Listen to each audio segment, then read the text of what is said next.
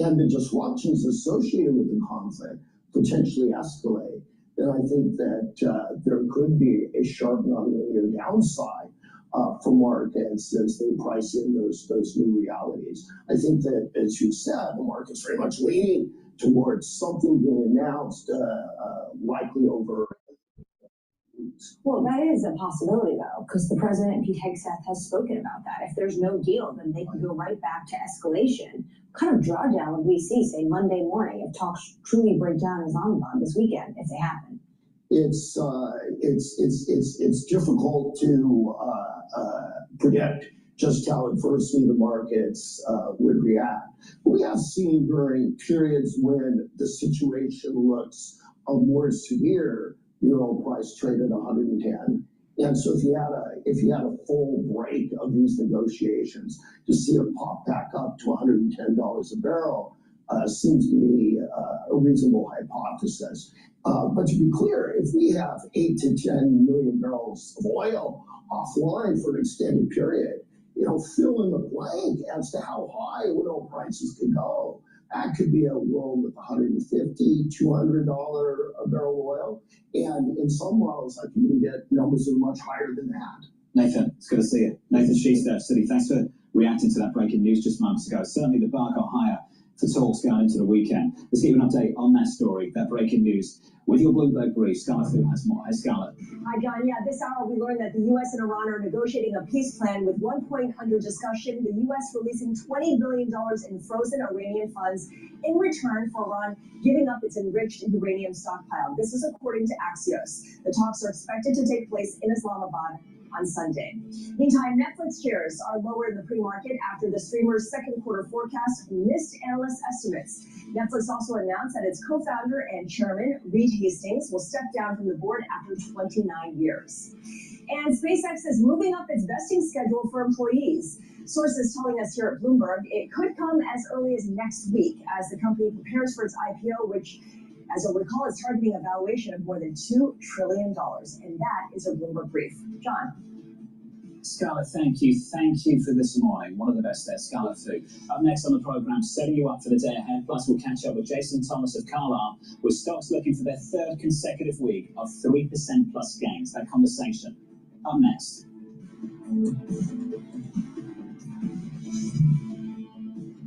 Nationwide has strategies built to help you save time. It's a game changer. Their timely market insights help simplify conversations with your clients. But sometimes actions speak louder than words. Crushed it.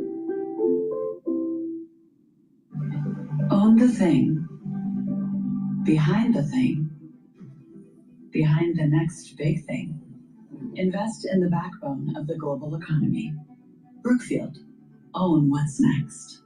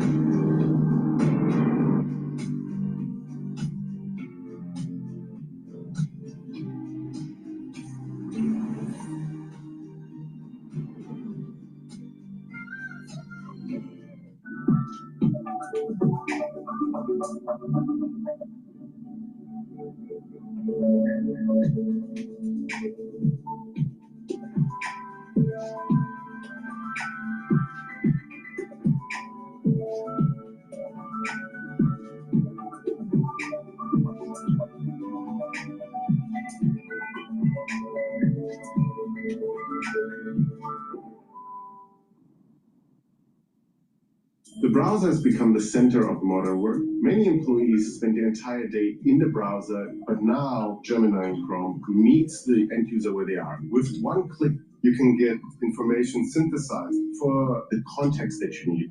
And you don't have to leave that tab. We are giving IT teams the controls to make sure that that data is safe, while bringing the best of Google AI into the browser to ensure that employees are supported in their day-to-day work.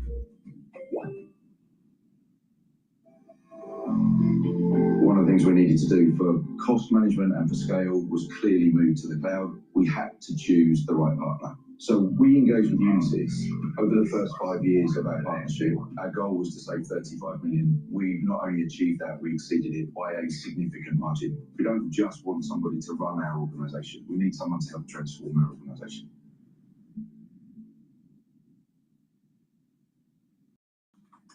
Hello, my name is DrPaulCottrell, and we are live streaming on Rumble and on YouTube and simulcasting on X-Spaces. Thank you for joining. You can also watch the live stream on my website, the-studio-reykjavik.com. The link is in the description of this video. Please help support the work that I do by sharing the links and asking your social media to follow me. You can follow me on YouTube, Brighteon, Bitchute, and Rumble, TikTok, X, GETTR, Substack, Patreon. And if you want to help support the work, you can purchase the products on my store. I have ebooks, supplements, and also course material on immunology and pulmonology.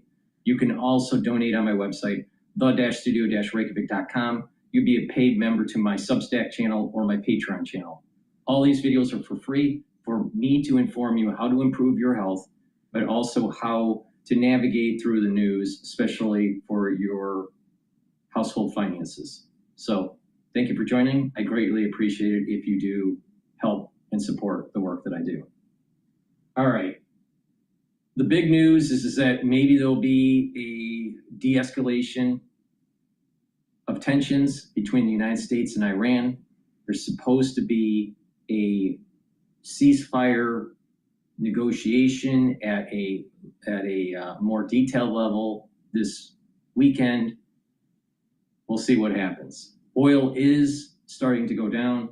Oil right now is trading at $83 a barrel, and UCO is trading at about 37. Natural gas is trading at 2.656, and there's some news right now that's breaking. U.S. considers $20 billion cash for uranium deal. And there is a big move, right? Just as we're speaking, there's a big move in oil right now. Japanese yen has also started to strengthen. The euro has also started to strengthen. It's at 118. So there's definitely breaking news happening. So let's just listen into Bloomberg here for a second. On reports, the US and Iran will be holding talks in Islamabad on Sunday, and maybe some of that energy will start flowing through the Strait of Hormuz in a much bigger way. Jason Thomas of Carlisle writing, markets are increasingly being shaped by national security priorities. For investors, that means being selective and leaning into areas with real demand, pricing power, and structural tailwinds. Jason joins us now for more. Jason, good morning. Good to see you. Morning. What a crazy 6-7 weeks this has been in markets. How are you reflecting on things? Well, I think that you have three elements as to why we've seen this rally. First, of course, is just this stated willingness to reach a negotiated settlement. So keep getting good news on that front, I would say. Secondly, the resilience of the economy. Our portfolio data through 31 days of the conflict, so March 31st, showed real demand growth in the United States of 2.7%. Obviously, good implications for earnings. So I think people have taken comfort in that. And third, I think the underappreciated element here has been the way that markets were, I think, wrong-footed or misapprehended what was happening in short-term interest rates. You had that period of time where people interpreted the price shock that was coming as essentially forcing the Fed's hand to raise rates. That was never the intention. It was never likely. What happened during that period of time was essentially an unwind and some of the aggressive bets on a Fed that would be cutting early and often. At the start of the year, if you looked at options on futures, 7 rate cuts were priced as equally likely as 1 rate hike. As some of those trades got flushed out, some of the steepener trades got flushed out, you had a jump in the 2-year yield, you had a jump in those forward interest rates. Those trades, that unwind really came to a conclusion about March 30th. No surprise, that is actually the date of the nadir in the recent market. Well, and so this is one tailwind for the recent rally is that you've seen short-end interest rates come down as people reassess that. I just wonder longer term, though, is there a sense that people are underappreciating still the level of inflation that's going to be in the system for a long period of time as we face off with supply shocks that are more likely going forward? Well, the Fed has been willing to tolerate 3% inflation for quite a long time. What's another 100 basis points among friends? So no, so when you think about inflation, where it's likely going, you have I would expect 100 basis point shock in Q2 that's coming, that's going through the system. But I think the expectation is that it's not continued inflation, it's that prices will peak and then either stay where they are or come down. Okay, what's going on here is that there's some big moves that are happening in the market at the moment, all right? So all commercial ships are allowed to go through the Strait of Hormuz now. There's supposedly going to be a discussion about a $20 billion exchange of uranium, all right, $20 million for the uranium that they have enriched. That discussion is going to take place on Sunday. Now, what has happened is that oil has precipitously dropped. Now it's at 82.56, that's WTI.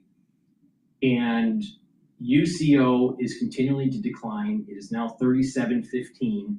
Gush is declining. That's at about 35.3. DRIP is climbing, which is a short ETF for energy exploration. That's at 5.06. So there's a big climb there. 10-year Treasury price went up, and natural gas is going down. It's trading at 2.644. There's big moves in the currency market, so dollar is weakening, and risk is starting to go up. VIX is now trading at 1749, and the futures market for the S&P 500 is at 7,130. Okay, so there's some this news is radically going to change equity prices today. And we have, for the short, for the ETF, for oil, SCO, that's trading at 857 at the moment. So there's a big move in oil right now. A radical move here, based on this news that just came out. All right, we're gonna go back to Bloomberg, but please help support the work that I do by going to my store, the-studio-reykjavik.com, and get the great supplements that I offer. Get the lignans. This will help to bring down inflammation, soak up free radicals, help with your endocrine system and your immune system, also your cardiovascular system. And with good blood flow, you also improve your brain function. Vitamin B12, super important to rev up your metabolism, your cellular metabolism, increase your ATP levels, and to help to protect your neurons. This is super important to take if you're 40 years of age or older. You need to protect your neurons. You need to increase your cellular metabolism and produce more ATP so you have more energy. So please go to my store, the-studio-reykjavik.com. If you spend $100 or more, you get a free gift until supplies last. What kind of vessels are we talking about? Are these Iranian vessels? Are these vessels that are paying a toll, that are close to the regime? Or this for all commercial vessels to go in and out of Strait of Hormuz? But it is a step in the right direction, and it'll certainly be a test for this White House on what they want to do with this information going into negotiations on Sunday. Quite a series of headlines over the last hour or so, driving this equity market out to new highs, closing at record highs yesterday, and added some weight to the rally so far this morning. Jason, good to see you, sir. Thanks for being here. Thank you. Coming up on Monday, reaction to the talks, if they take place over the weekend. We'll speak to Cameron Dawson of New Edge Wealth, Julia Sam of New Century Advisors, plus we'll speak to Mark Lehman of Citizens and Stephen Parker of JP Morgan. We're going to listen to this Al Jazeera's take on this. Talks. Helen. Yeah, I mean, as we've said in the last couple of days, be staged. If you do this, then we do that. If this happens, then that happens. And that could well be what we're seeing, a sequencing of things moving towards more significant talks with Iran. one of Iran's demands was, of course, that there was a ceasefire in Lebanon. The United States may well have said, "We've nothing to back this up," but certainly, if you read the tea leaves, it suggests, look, if we get the ceasefire in Lebanon, then we open up the Strait of Hormuz. The big question mark over all of this, of course, is what America does next, because they have the blockade of Iranian ports. They've said that nothing is coming in or coming out. They've interdicted a number of vessels that have already made that journey. They have stopped a couple of oil tankers that were coming out of Iran in the last 24 hours. So what do they do next? Is this part of the sequencing, or does that stay in place because they believe that's an important pressure point for Iran and also for those who support Iran or do business with Iran, the likes of China, to get them to a negotiating table and then to deliver on a peace deal? Now, I don't think there's any issue with getting Iran to the negotiating table. It's what's actually agreed when they get there and whether or not they are actually open to some of the US demands. But clearly, the US has been open to what Iran has been saying, because they have said, look, we want a ceasefire in Lebanon as part of it. That has been delivered by and large. But then the next step, obviously, was you open up the Strait of Hormuz.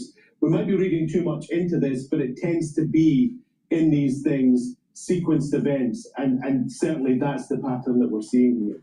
Okay, obviously, like you say, a sequence of events. We know that Islamabad and Pakistan, they've been gearing up for a second round of potential talks. A lot goes on behind the scenes, obviously. Is there any indication from the White House that they might be getting ready to re-engage with Iran in negotiations? Well, it's certainly not in the coming days. I mean, everything that we're seeing in public does not suggest that is happening. By this time last week, J.D. Vance was already on his way to Islamabad. Today, he's not. Marco Rubio could have been on his way to Islamabad. Today, he's not. Those things aren't happening, but they can happen very quickly. And as you say, as we've seen from the events of the last 24 hours, things can happen very quickly. There was the meeting on Tuesday at ambassadorial level between Lebanon and Israel. There was talks that there might be a chat between the leaders on Thursday. Donald Trump fueled that himself by sending out a Truth Social post. But behind the scenes, things were happening. There was the conversation with Benjamin Netanyahu. There was the conversation with Joseph Aoun, the Lebanese president. And while all of that was going on, the State Department was working behind the scenes to draw up a memorandum of understanding. Essentially, this is the template for how a ceasefire in Lebanon would work for both the Israelis and the Lebanese. So all of that could be going on behind the scenes, but certainly public-facing. We're not seeing anything that suggests that J.D. Vance is about to leap on Air Force Two, the vice presidential jet, and head to Islamabad. The other thing to remember, of course, is that Donald Trump said yesterday that if he thought there was going to be a deal, he himself would go to Islamabad. He's currently in the west of the country here in the United States. He was in Nevada on Thursday, and he's going to be in Arizona on Friday. He's not making preparations to head to Pakistan anytime soon. Okay, thanks so much, Alan. Stay with us. Just want to bring that breaking news. So right now, Brent crude is just above 40. It's like not just above 90. It's like 90.44. And WTI is trading at 83.09 at the moment.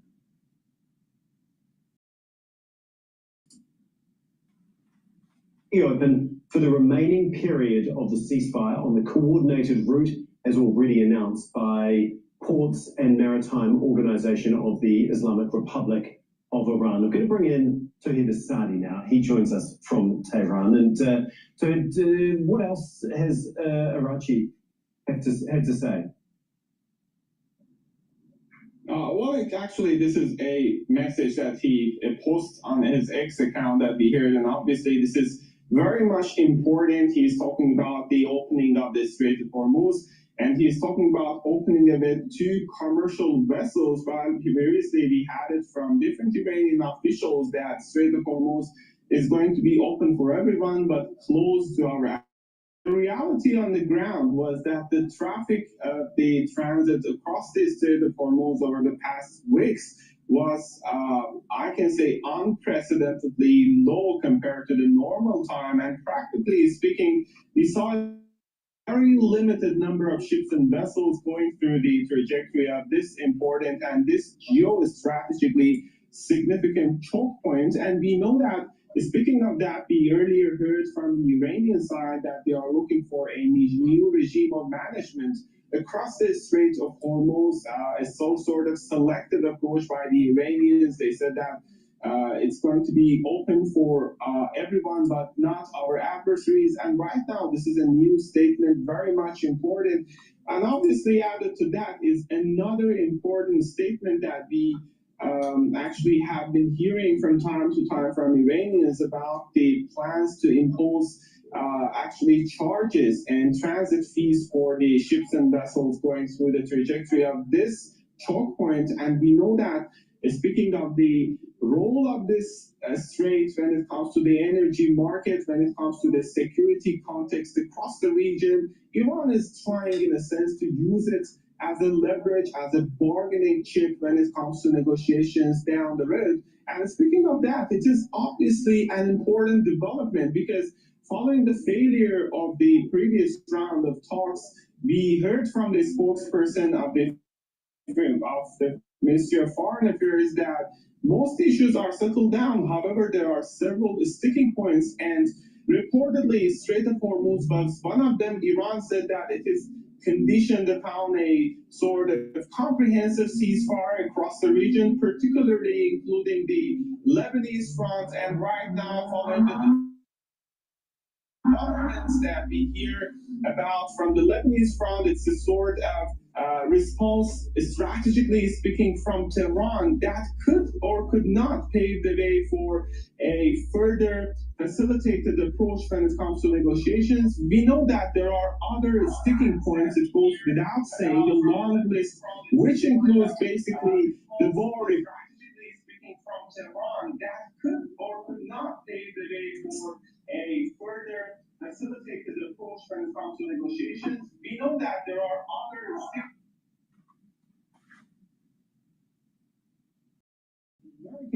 we can rest assured that there are other points of contention when it comes to any potential rapprochement. However, we have to keep in mind that this is certainly a very important positive step forward when it comes to a possibility of negotiated settlement between Tehran and Washington. Whether or not at the end of the day there is going to be a next round of talks is a very important question. There is no official confirmation in that regard from Tehran. However, we know that diplomatic engagement goes on, as we've got it from Foreign Minister Abbas Araghchi during his phone calls with many counterparts beyond the region and across the region. And also Tehran says that it continues its contacts with Islamabad, a sort of mediated communication with the United States. That's something that they call.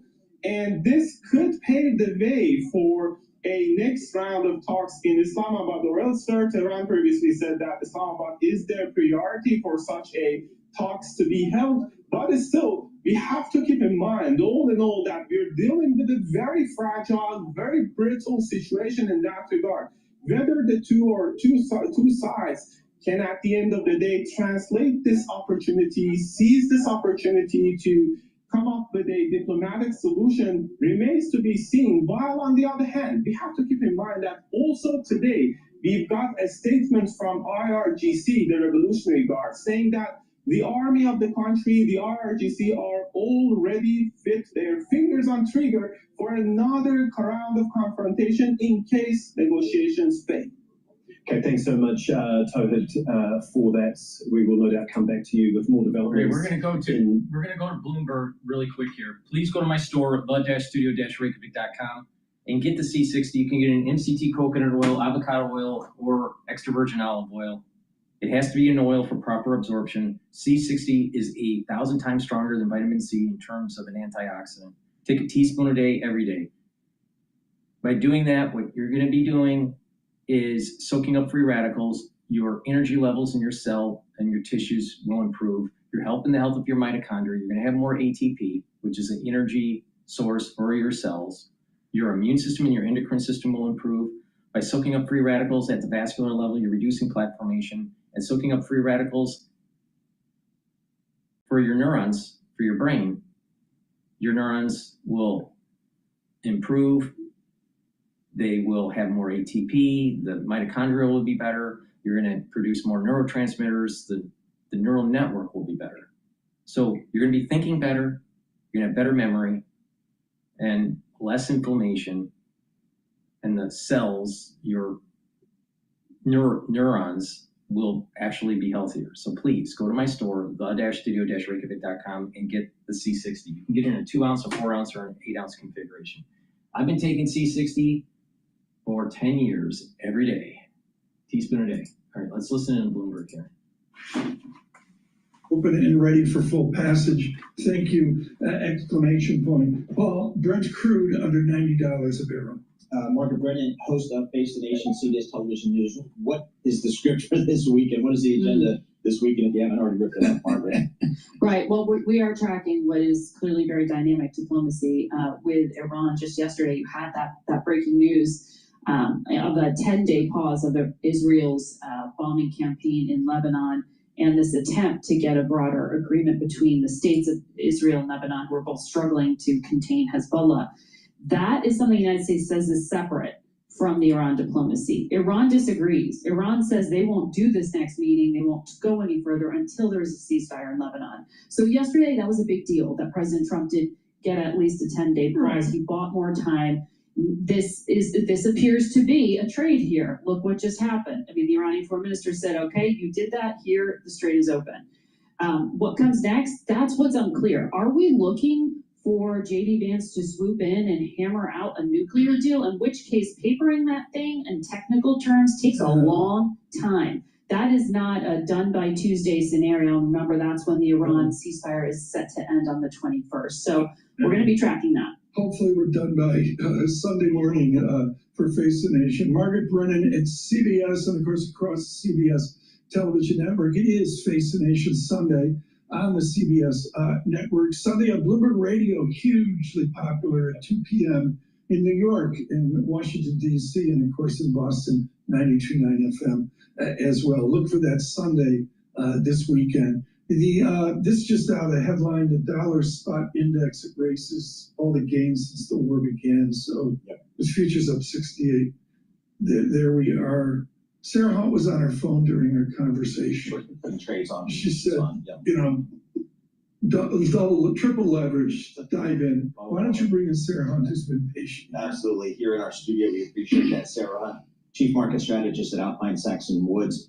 You know, Sarah, one of the interesting things about 2026 year to date is the rapid and seemingly reasonable decline in the equity markets when the war broke out. But then the velocity of the rebound to now this will be, setting new highs yet again here. Did that surprise you? What does that tell you? How are you thinking about that? I did have a thought this morning that you end up with a crisis, and then just resolving the crisis means you can go higher. Whether or not, I mean, if you took that out of this year entirely, markets would probably be higher anyway, just because of the earnings front, and we'd be worried. We'd be talking about a whole lot of other things that we were worried about before. But the resolution of this and the possibility that this resolution makes things a little bit better, I think, has got everybody quite giddy today. Futures up 70, Dow futures up 604. We're going to get a 16 handle on VIX. We're not there yet. Philip Carre, legendary Pioneer Funds, Boston, lived to a ripe old age of 102, 104, 106, something like that. And he would say the bright lines of inflation assist. Are we pricing in a nominal GDP, maybe with a lot of inflation in it, that's going to be sprightly for revenues, and so we're underestimating revenue growth into 2027? We may be underestimating revenue growth, but if we do get that inflation, you're probably also underestimating the cost side. So I'm not sure how much that goes together, because for corporate earnings, a lot of it's going to be about margin. But do you see margin erosion? Not yet. I mean, and we really haven't seen it. And that's sort of amazing. And that's one of the reasons that there are all sorts of other tensions, especially on the labor front, right? Because you're not seeing any wage growth that's enormous relative to some of the growth that's on the revenue side. I got to keep doing data here, Paul. I'm being so rude to Sarah. Why don't you pick up the editor, because she hates me? Brent crude, an 87 handle, down 11. West Texas Intermediate and 83 handle. Sarah, I'm sorry. I can never Markets are moving here, so we'll stay on top of it. Let's get away, Sarah, and pretend like we're investment professionals. Let's look at fundamentals here.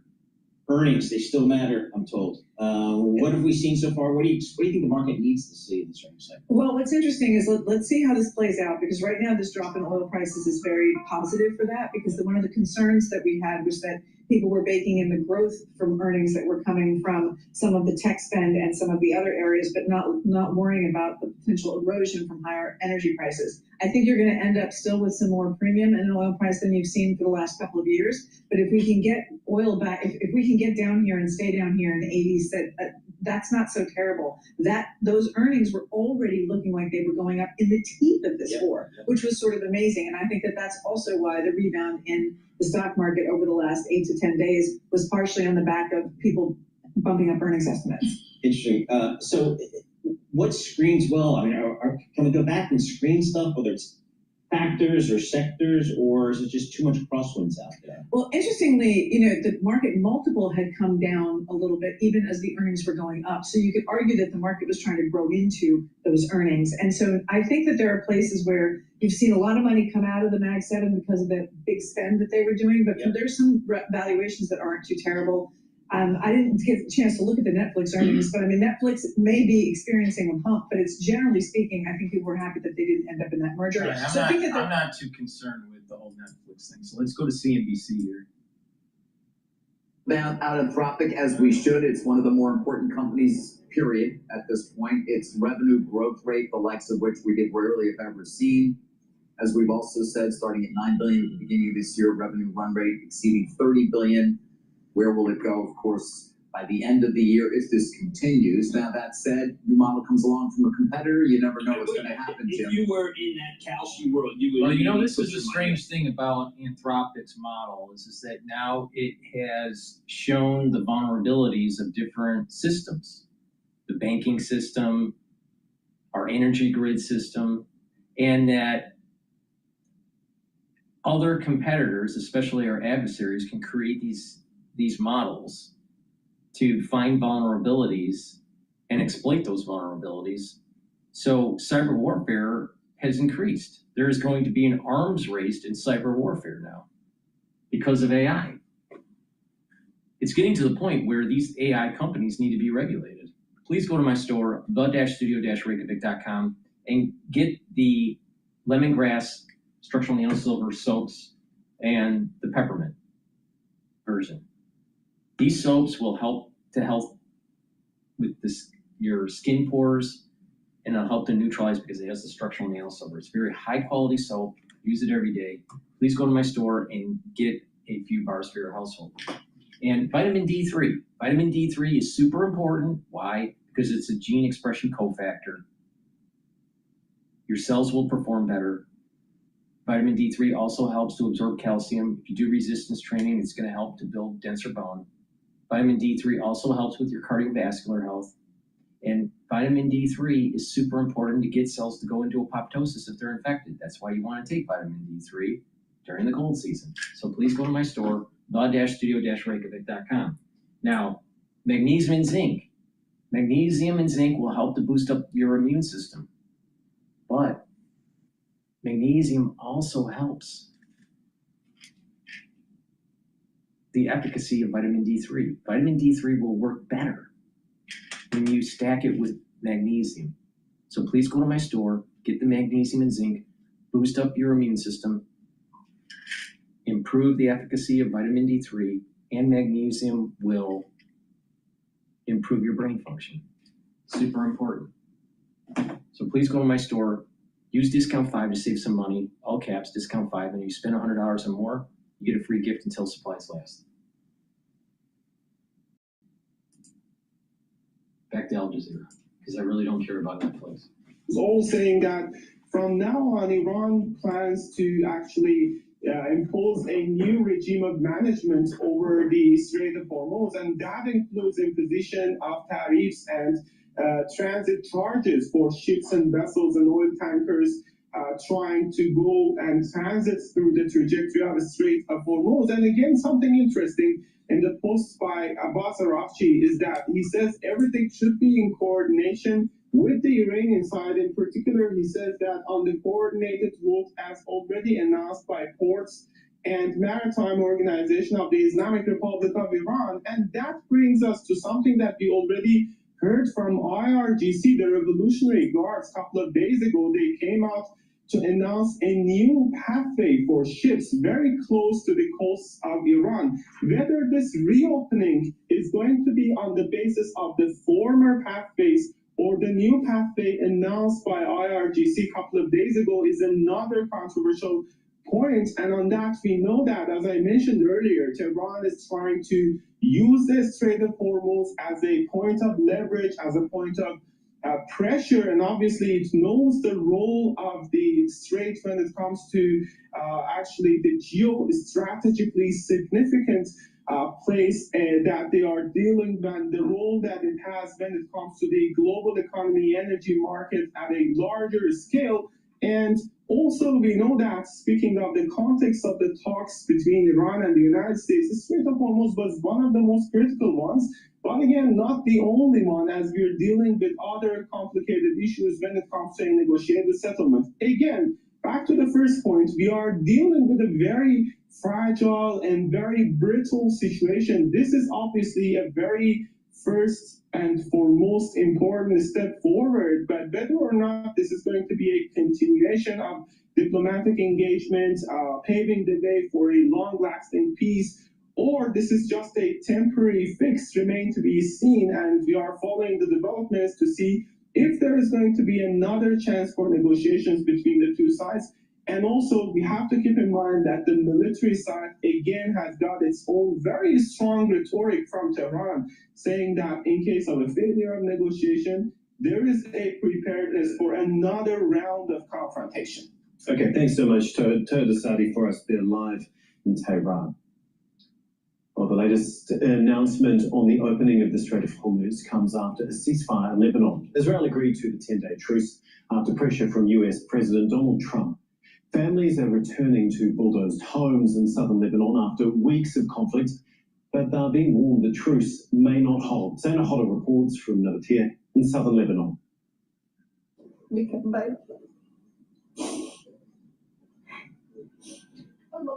Destruction in the south. Huwaida returned to find her home in ruins, like many other Lebanese people. They've returned after the U.S. brokered a temporary 10-day truce with Israel. Navatir was among the areas Israeli forces repeatedly targeted with strikes during 46 days of conflict. Some didn't have time to escape. No one really knows if this ceasefire will hold. You just can't be sure, because you can't trust Israel and the United States. Their return, even with the uncertainty about what comes next, is being framed as a victory. Many of the more than 1.2 million people displaced across Lebanon support Hezbollah. Families were holding pictures of their sons, husbands, brothers, who fought the Israeli military as they invaded southern Lebanon. The Israeli military. Friday, folks. We say good morning across this nation. Thank you for listening the way you choose to listen to us. Good morning, 99.1 Nathan Hager Radio in Washington. A busy weekend for Washington. Bloomberg this weekend with David Gurr. Look for that, 7 a.m. tomorrow morning. It's Bloomberg surveillance. And now,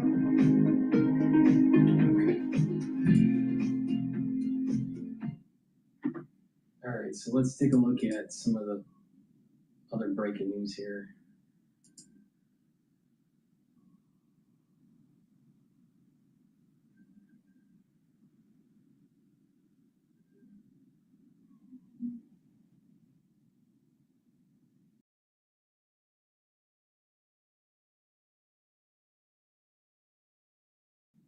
It's listening about Mondani and the exodus of New Yorkers.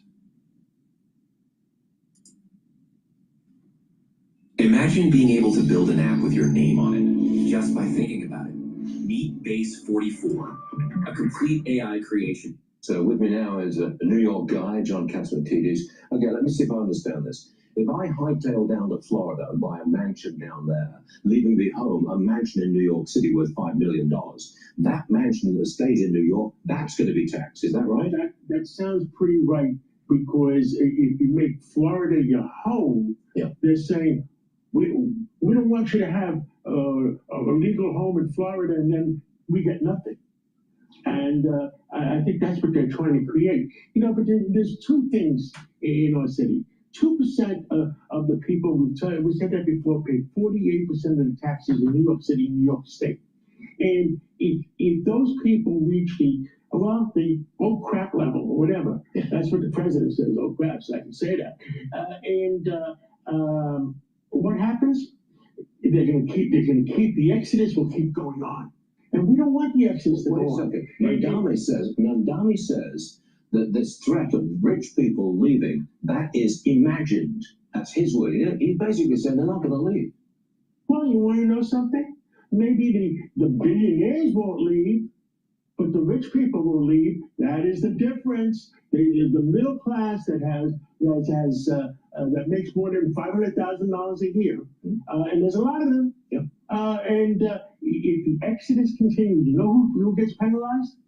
New York City, New York State has 500,000 employees. If they leave, guess what? The 500,000 employees will have a problem.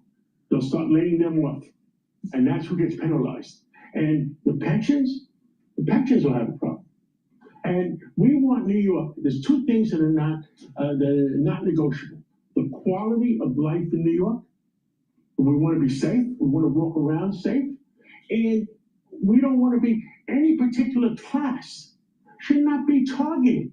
Why are you targeting it? I mean, that's why the pilgrims came to America. Think about it. The rich and the class that's got the money, and the rest, these socialists want it. They're going to take it. Well, guess what? I think it's wrong. They might end up blowing up. And that's what the problem is. Cannot hope. Now, Mandami, he made I guess it was a surprising admission about the cost of what he sells in city-owned grocery stores. Watch this. When it comes to the products that we will be selling at these city-run grocery stores, there will be an essential basket of goods that will be guaranteed at a cheaper price. And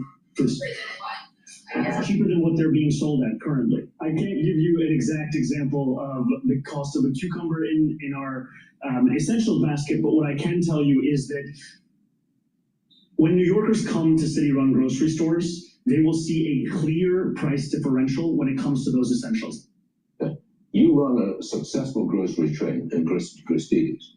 Can he sell a basket of basic items at a lower price than you or anybody else? Oh, absolutely. I mean, because they said that they're not going to charge any rent, and they're not going to charge. If you don't charge me any rent right now, I'll reduce prices 20% tomorrow morning. You can do that? Absolutely. So he can. So he can. Don't forget, we're paying the highest rent in the world. We're paying you're paying real estate taxes, the highest in the world, and then we're paying a tax on tax. We're paying commercial rent tax on top of the real estate tax. In other words, we're taxing the tax. I mean, and then we have congestion tax. I mean, you know, it gets harder and harder to do business. We want to have lower prices. If we don't pay any rent, 20% tomorrow morning. Okay, one last one for you. Secretary Bassett, he says he's looking towards gas prices this summer. He said you'll be in the $3 range sometime between June and September. You're an oil man. You give me a prediction, please, of the price of regular gas on July the 4th.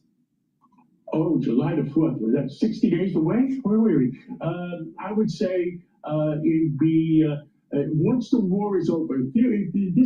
If we succeed in 2 weeks, or what do we have left? 7 days, 8 days. If we succeed on peace with Iran, last time I was here, we went down $20 a barrel that morning. It'll go down another $20 a barrel, and I would say it'll be below $3. The moment we get a peace deal with Iran, the price of oil goes down $20 a barrel, and therefore the price of gasoline will go down significantly. Significantly, the next step. We like that, John. I like that a lot. You can come back anytime you like, right? As long as it goes down. Yes, as long as it goes down. He's going to have to accept it. Okay, So here we go. but it'll be a fun few I decades feel ahead. sorry when you go to an airport and you see like the USC field hockey team at 11 o'clock at night, waiting on a delayed flight to go from Rutgers and Piscataway over to Is the Los magic Angeles. still there of USC and UCLA, or is it so screwed up in college? I run a We're gonna go to podcast, Fox so News. no producer, no editor, no tech skills, just Riverside. I get high quality podcast recordings right from my room. Hi, Martha. Iran was reportedly asking for a ceasefire between Israel and Lebanon as part of its requirements for some type of peace deal with the United States. Now that the president announced that 10-day ceasefire between Israel and Lebanon yesterday, moments ago, the foreign minister of Iran announced that the Strait of Hormuz, behind me in the distance in the Persian Gulf, is declared completely open for the remaining period of the ceasefire. So, things apparently on the upswing here in the Gulf. We can report here in the UAE, there's been about a week of calm now. No incoming missiles or drones from Iran after weeks and weeks of almost endless attacks coming from Iran. Also, the U.S. State Department ended its shelter-in-place order for U.S. government employees in this country. Obviously, the State Department urging people to still take shelter if needed. And then, of course, behind me in the Gulf, we're on day 5 now of the U.S. blockade that apparently has been going down without any reported incident or major confrontation. In fact, CENTCOM says at least 14 vessels have heeded the United States commands to either turn back to the ports of Iran or not violate their blockade. Now, the latest update from CENTCOM also says that they've been escorting people around the blockade, and here's some audio that the United States released. Motor vessel Molly, this is Warship 112. We will be escorting you to your next port of call. Thank you for your cooperation. This is Warship 112, standing by at 16. And yesterday, the president announced that 10-day ceasefire between Lebanon and Israel. In an update from Israel minutes ago, an official says the IDF remains in Lebanon to hold all the locations it has cleared and captured. The IDF redefined the disarmament of Hezbollah through military or political means was and remains the campaign's objective to which we are committed. Currently, significant political leverage has been created through the direct involvement of the U.S. president and a commitment to this goal while applying pressure to the Lebanese government. Now, here in the United Arab Emirates, the U.S. State Department lifted that shelter-in-place warning for U.S. government workers. All right, and the UAE let me just give an update on the markets here. The S&P 500 is trading at 7,086. I have a year-end target of 7,400 to 7,800 for the S&P 500. The VIX index is at 17.23, so there's less stress in the equity market. The dollar has weakened. The euro is at 1.18. The Japanese yen is trading at 158.4. Natural gas is trading at 2.635, and oil is trading at 82.33. During the pre-market session, oil started dropping precipitously because of the news announcement that the Iranians are allowing all ships to go through the Strait of Hormuz, all commercial vessels, and that they're supposedly the United States is offering $20 billion of seized money from the Iranians. They're going to give it back to the Iranians if they give up their 60% enrichment of uranium. Supposedly there's going to be some sort of discussion about the details of this, I think on Sunday. So right now, markets are very positive with the news. Now, Trump just mentioned that the U.S. Hormuz naval blockade will remain in full force. He just mentioned that. And another component to this is that the Israelis in Lebanon are not moving forward, but they're holding territory. So I think this is a tenuous truce or ceasefire, whatever term you want to use, but the markets are very optimistic about it, and there's big moves in the oil market, huge moves in the oil market. victory over Iran. An official writing here, yes, Iran lost, and yes, the UAE won. We were subjected to more than 2,800 Iranian missiles and drones, and we shot down 96% of them. The American role after this war will be greater. This Emirati and Gulf partnership with Washington came after long years of relations, mutual trust, and joint investments. Now, back live here on the Gulf, we are, of course, monitoring the potential for a second round of peace talks, perhaps in Pakistan this weekend. Yesterday, the president said that those negotiations could be happening in Pakistan, and he even said there's a possibility that he may head there. But we'll continue to see what happens, because now that Iran has apparently relinquished its self-proclaimed control over the Strait of Hormuz, perhaps these peace talks do not have to happen in Pakistan, but we're tracking it hour by hour, and we'll keep you updated. Martha, Bill. Yeah, very interesting statement from the Dubai. That doesn't make any sense, because there's supposed to be discussions about them giving up their uranium. So I wonder if this is going to be a short-lived rally. Who knows? That's Matt Ben. Yeah, a lot of things popping by the hour. Just on the map over here, we just take it back to the Persian Gulf. This has been the area of the interest, really, for the entire world for the past 48 days. Let me show you this on the map now. These are the vessels in the Persian Gulf, all right? So in red, since the start of the war, these are the vessels that have been basically at a standstill in the Gulf, off the coast of Basra in Iraq, off the coast of Kuwait, many off of Saudi Arabia. Look how much they're bunched up around the United Arab Emirates. I mean, just so many of these ships have been stuck here. I want to swing over here and show you the impact of the U.S. blockade on Iranian ports. The blockade's only been in place for a couple of days, and right now you can argue this has been a success so far. This is Monday of this week, right, April 13th.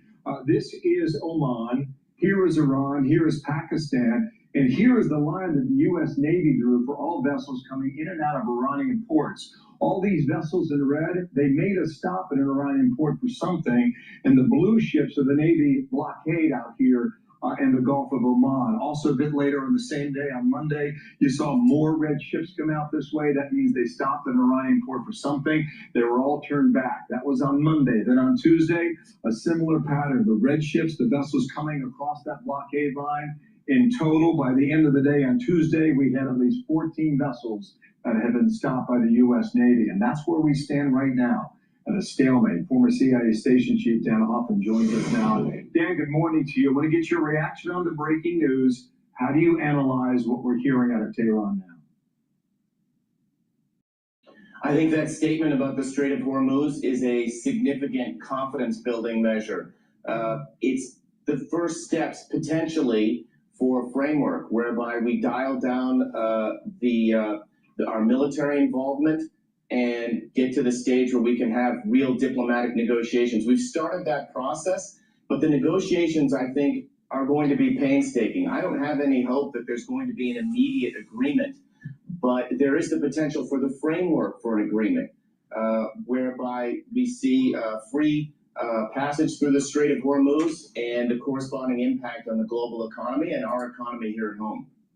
Dan, what do you think pushed us to this point? I mean, it's pretty clear that Iran has figured out, at least for one thing, as I see it, that they're choking off their own economy, that they have hurt themselves by trying to control the Strait of Hormuz, and that this blockade has been very successful in terms of isolating them.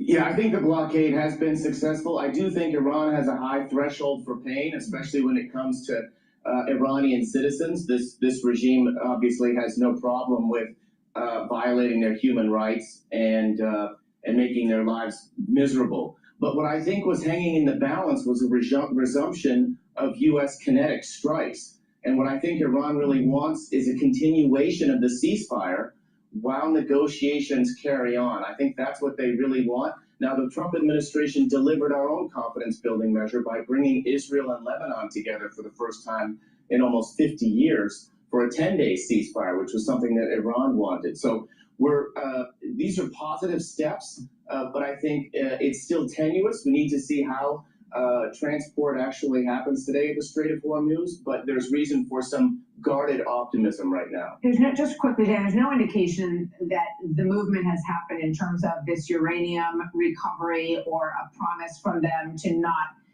enrich uranium or continue this program over many years. Is there?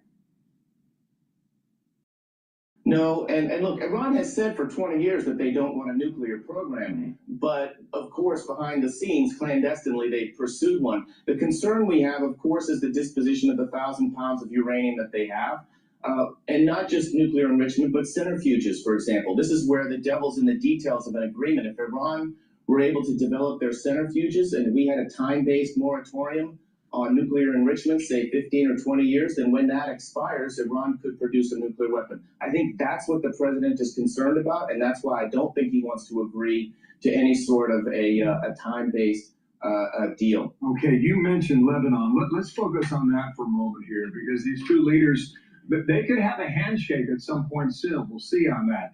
The president shot this out on True Social with regard to Hezbollah.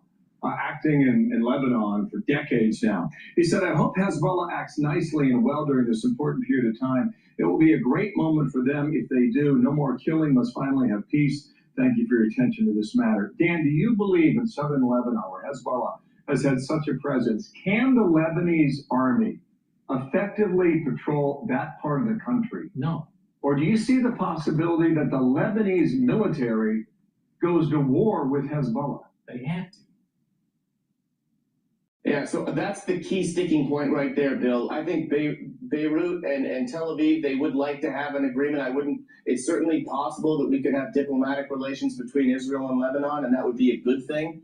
And it's building the capacity of the Lebanese armed forces. We've tried to do this for years, but we really need to dedicate ourselves, not just the United States, but with our European partners as well, so they can take the fight to Hezbollah. They should have a monopoly on the use of force in their own country. They should ensure that Iran does not use a terrorist proxy to inflict harm on other states like Israel. Right now, Israel has about a 6-mile swath of territory they're controlling in southern Lebanon. Prime Minister Netanyahu wants to carry on controlling that area. So again, this one's going to require some continued diplomatic work going forward. All right, Dan, great to have you on. Instant reaction from Dan Hoffman. Thank you. Be sure to like and subscribe. The big question is, will this hold? If it holds, then oil will continue to go down. If it doesn't, oil is going to go back up into the 90 range. Now, right now, WTI is trading at $81.41 a barrel. Natural gas is trading at 2.643. Please go to my store, the-studio-reykjavik.com. Get the Boomer Boost. This has 68 nutrients that's going to help multiple systems for your body: brain function, musculature, cardiovascular health, rev up your metabolism, increase your energy levels, help with your immune system and your endocrine system. You take this every day and you're going to slow down the aging process, and you stack it with some of the other supplements that I have, like C60, turmeric, ashwagandha, lignans, the Max 35. You're going to synergistically slow down that aging process. Now, it's not just taking supplements, it's also about proper diet and exercise, stretching, balancing, learning new things, some sort of spirituality or mindfulness to help you to go into parasympathetic mode, drinking filtered water, staying away from processed foods. All these things work together for your body to slow down the aging process. So please go to my store and get the Boomer Boost. This is very important to take every day. It's very comprehensive. It's very effective. In addition, you can stack it with or take separately the heirloom barley. You can stack it together or take it separately. It's up to you. Now, what this will do is detoxify your body, bring down inflammation, and soak up free radicals. This is great for your immune system, cardiovascular system, even brain function. Why? Because you're soaking up free radicals, detoxifying, bringing down inflammation. When you do that, your neurons are healthier and less misfolded proteins take place, and therefore less amyloidosis. In addition, because this brings down inflammation, you'll be able to recover quicker after a workout. Or if you have joint pain, this will help to reduce that inflammation at the joint. So please go to my store, the-studio-reykjavik.com, and get the heirloom barley. Like I said, you can stack it together for max benefit. Now, another thing is by stacking and doing some resistance training, you're actually controlling your A1C levels. You're able to control your blood glucose levels, which is super important, on top of all the other benefits that you get. So please go to my store, get the Boomer Boost, get the heirloom barley, take it every day. Each container is a month's supply, and get healthy. Use discount 5, you get $5 off any order. If you spend $100 or more, you get a free gift until supplies last. All right, let's listen into AI, frozen job market, dealing with college grads. We're going to disrupt the labor market. We're going to allow huge swaths of the workforce to not have jobs, and you also have big public companies often bring up AI to explain layoffs, and that's creating all of these downstream consequences. Essentially a backlash. There are a lot of young people, a lot of recent grads are feeling more anxious about their job opportunities because of AI. You're also seeing political opposition to data centers. You're seeing more candidates on both sides of the political spectrum, sort of coming out against this, treating it as a sort of controversial thing that needs to be reined in. I mean, Paul, you've been killing it. You've been working on Claude, haven't you? You got home and you're doing Claude 3.5 right? I'm cutting edge here. And just to that point, Max, Torsten Slock over at Apollo is out with a note here today. A new paper with a framework for understanding the impact of AI on the labor market. The authors find that 18% of all jobs in the U.S. are at high risk of automation. That's from the OpenAI economist. I sent that to you. That's real. And, the question, I guess, for a lot of folks is, how do I adapt to that? And that's probably a lot of we don't. I mean, the truth is we don't know. I mean, there's a difference between potentially impacted and going to lead to layoffs. There are a lot of confounding factors. You sometimes have companies wanting to do a layoff, maybe because they overhired, maybe because they made some poor business decisions. And right now, you can sort of get instant tech credibility by claiming that you're doing it because of automation. So it's hard to know. And there are also signals pointing in multiple directions. You have on one hand, there's research suggesting that recent grads are more impacted. Yes, go ahead. Okay, this is too important, Max, and you're the hipster here, so we got to go. I should mention Dow up 550 points, the VIX 17.7 for the markets surge. Okay. Here's what I got. AI solutions architect, minimum pay, $160,000. Technical product manager, minimum pay, $140,000. Full stack Vibe developer, that sounds like Max. Full stack Vibe developer, $110,000.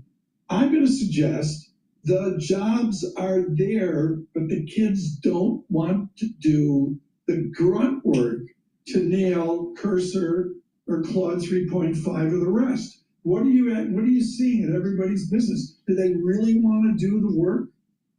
I think that most college graduates would be thrilled to have a job that paid $160,000. I can't remember the exact. Do they want to do the work? I think there are questions about who is going to get those jobs, right? Yes, they want to do the work is the answer, Tom.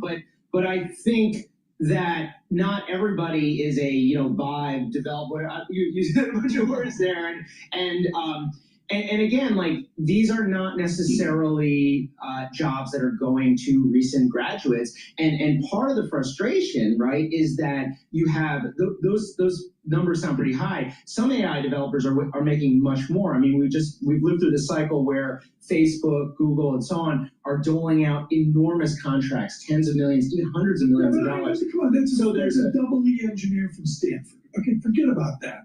I'm saying, Paul, help me here. The kids come out of school, okay, they got a degree. Right. I can't get a job. My father would say, you got to lean over the desk and learn AI. Do you see that in your reporting on everybody's business? What we see in our reporting is that the job market for recent grads is worse than it has been relative to the workforce historically. Historically, You're a recent grad, you have an easier time getting a job than the average person. Those entry-level jobs are easier to get. In this economic environment, I don't know if it's AI, and I think there are real questions about whether it is. It has gotten hard. And look, I don't know. I mean, I think there's always a tendency to look at younger generations and suggest, that we did it better. I'm always hesitant to do that because I think, I will say, I think when you talk to younger folks and you hear this anxiety, it's the same anxiety we all felt. It is really hard coming out of college and trying to start your life. Okay, Max brought me to silence. Everybody's business. Can't say enough about it. Max Chapman and Stacy Bannon Smith here. The Dow up 523 points. Too short a news flow. I think what is happening is we have technology coming in that can automate jobs. Now, we've had a huge boom in the economy from the 1970s to now. I remember the 1970s very well. And the 1970s, what was happening, individuals that were coming out of college, they were pumping gas. They had problems getting jobs. And there was stagflation. You had inflation because of the Vietnam War. We were getting off of the gold redemption status that Nixon took us off of. There was problems with the Carter administration. You had the oil embargoes of 74 and 78. So, there was a lot of problems that were taking place. Unions were having difficulty with their negotiations, and individuals coming out of college had a problem getting jobs. Now, once we started to do computerization in the 80s and in the 90s, there were tons of new jobs that were taking place. So people that had an education and wanted to use computers could and grow your career. I mean, I benefited from it because of the computerization of engineering, in CAD, CAM, and, CNC and automotive design and all that stuff was available to me because of computerization. So, because these jobs were available in the 80s and the 90s, a lot of people were able to benefit from it, and the whole society benefited from it. You had a huge middle class that ended up getting into upper middle class because of this. Now, fast forward to 2026, we're creating systems that actually are reducing the number of people that are employed in the computerization of the economy that happened in the 80s, the 90s. So we're, in essence, coming full circle and getting back to the 1970s. And this is the reason why people are saying, well, wait a minute, these college grads are having problems. There's inflation, and there's cost of living is an issue, and there's a lot of geopolitical risk. Now, those are all very similar to the 1970s. Now, the 1970s had double-digit inflation, and we didn't have energy security. We have energy security now, and inflation is somewhat tamed, but the cost of living in general is too high. And the computerization jobs that were created in the 80s and the 90s, those jobs are starting to be truncated, especially for new hirees, but also for older workers because of AI. So I think that it's the one big cycle. 70s were bad, the 80s, the 90s were really good. Then there was shipping high-paid jobs to India because of high-speed internet. Information to be sent over to India quickly. So there was a technology transfer that took place for about 10 years, from about 2000 to 2010, 2015. And then, we had the war in the Middle East that lasted for a long time and all this stuff. So I would say that AI is probably, there's a very high probability that AI will create the economy and have us come back to the 1970s as if we never had computerization or had very little computerization. So the question is how will, just imagine what would have happened with further college graduates if we didn't have computerization in the 80s. So our economy has to adjust in a way where people are employed with this AI. Now, maybe jobs will drop because of AI, and then job creation will start to slowly go back to recent historical averages in terms of employment. I don't know. But I'm concerned that there's this big cycle that's happening that's having us move towards the coming back to the future, to borrow a term, back to the future, which is back to the 1970s because of AI diminishing jobs. It's very similar to what I remember in the 1970s. Please go to my store, the-studio-reykjavik.com, and get the Max 35, or Cleanse.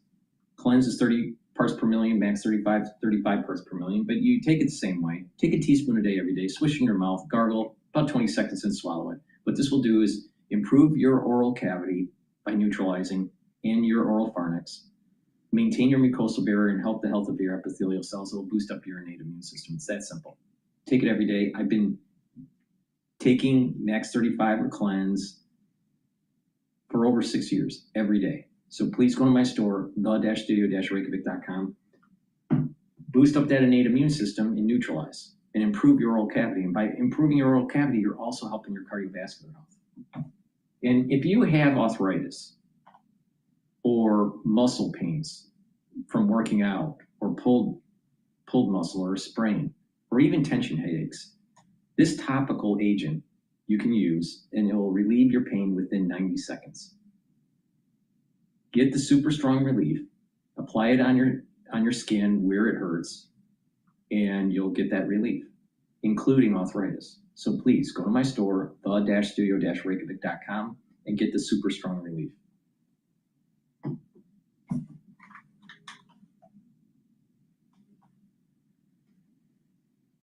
Alrighty.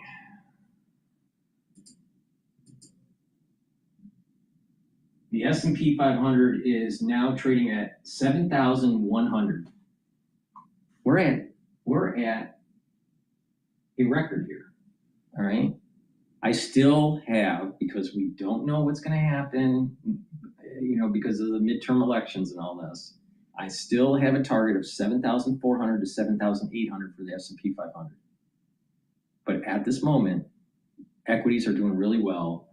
And oil is trading at $81.87. Bitcoin is trading at 77,500 or so.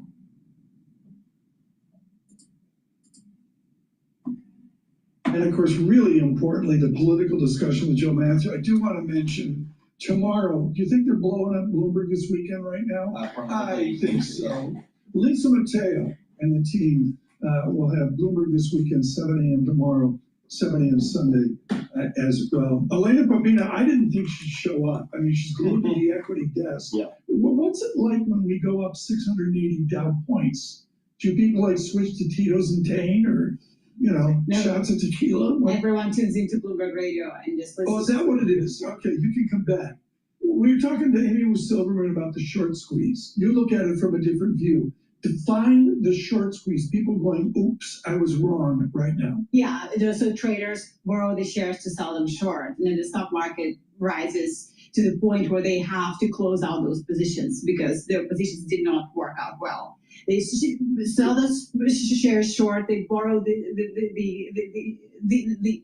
So let me start that over. They have to buy those stocks. Russian? Would it help if we did this They have to buy those stocks at really high prices, which mechanically fuels further gains. I'll give you an example. A Goldman Sachs basket of the 50 most shorted stocks in the S&P 500 is up 14% this week. That's the best week for the basket since 2023. So there is a lot of short squeeze happening in the fringes of the market. I don't believe that bullshit. I believe in terms of equities, people are chasing it. They don't want to be left out.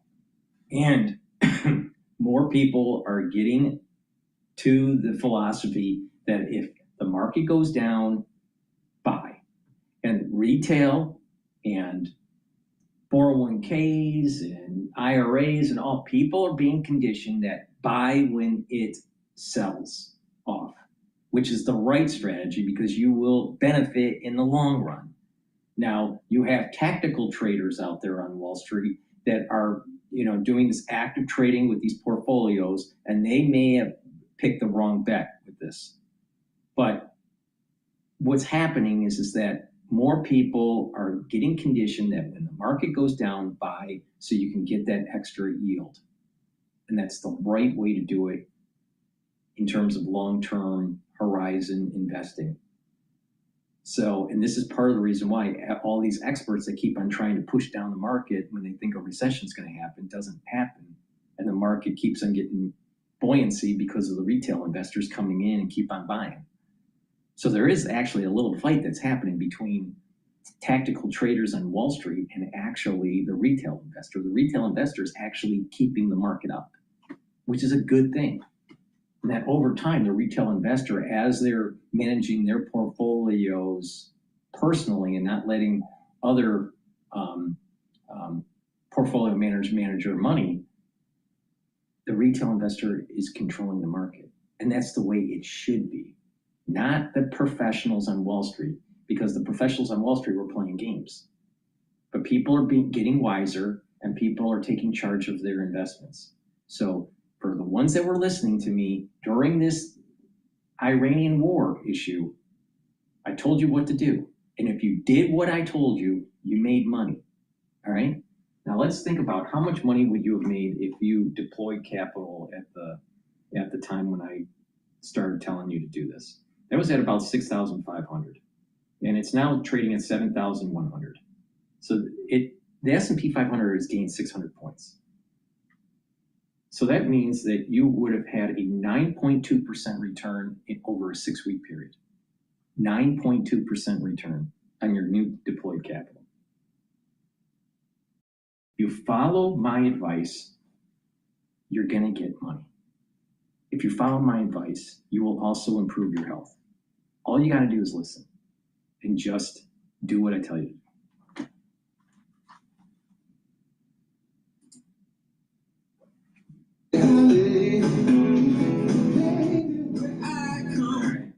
For some reason, they're playing music. Please go to my store, the-studio-reykjavik.com. Get the resveratrol. Resveratrol will boost up the health of your mitochondria by soaking up free radicals. You'll have more energy. You'll have youthful gene expression. You'll also be able to get rid of cells that need to go into senescence. If you have cells that stop dividing and they're just staying there in your tissues, they collect garbage. That garbage is called lipofuscin. You don't want that. It causes damage to your tissues. Your tissues don't perform as well. You want to get rid of that. So this will help to get rid of those senescent cells.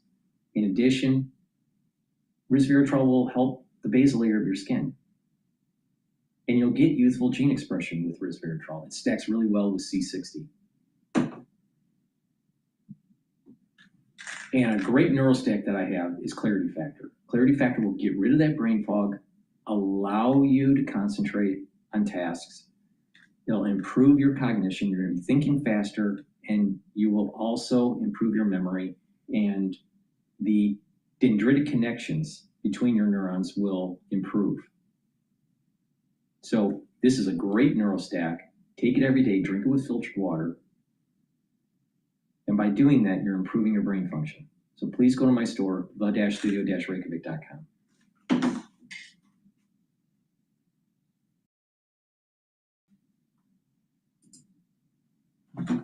After earnings missed and Chairman Reed Hastings announces he will leave the board in June, down more than 9%. And it's another Supreme Court opinion day.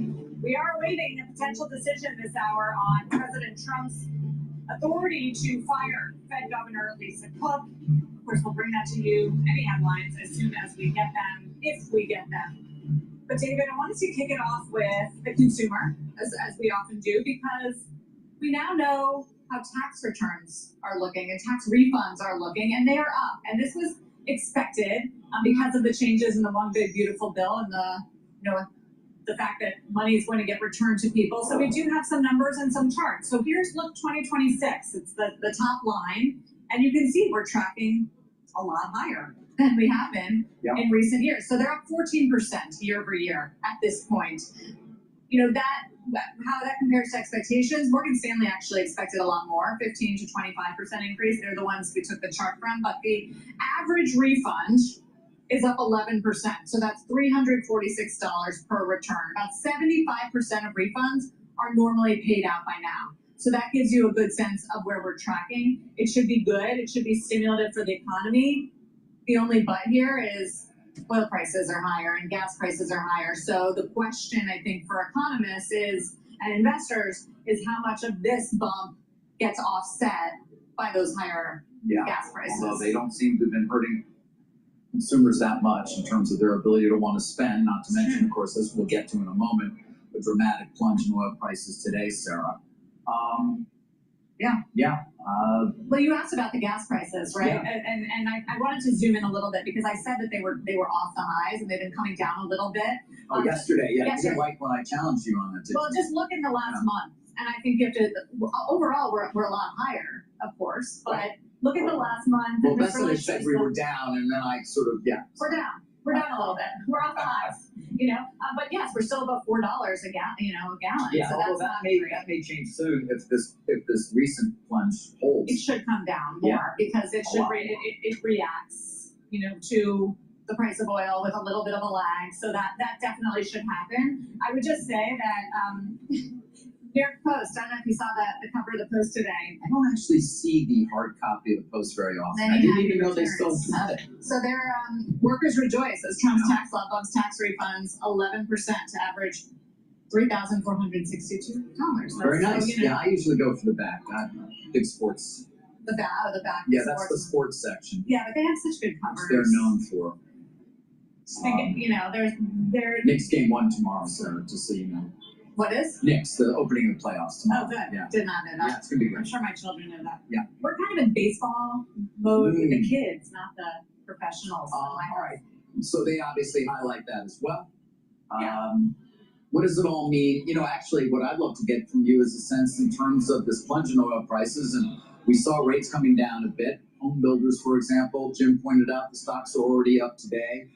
Does it make it easier for an incoming Fed chair? Should we soon get him to lower rates? Absolutely. I think that the Fed chair could have made the case to lower rates even with the price of oil high because the core inflation has been a little bit softer than expected. And you could make an argument that you can look through the headline and look through the volatile food and energy prices, especially geopolitical oil shocks.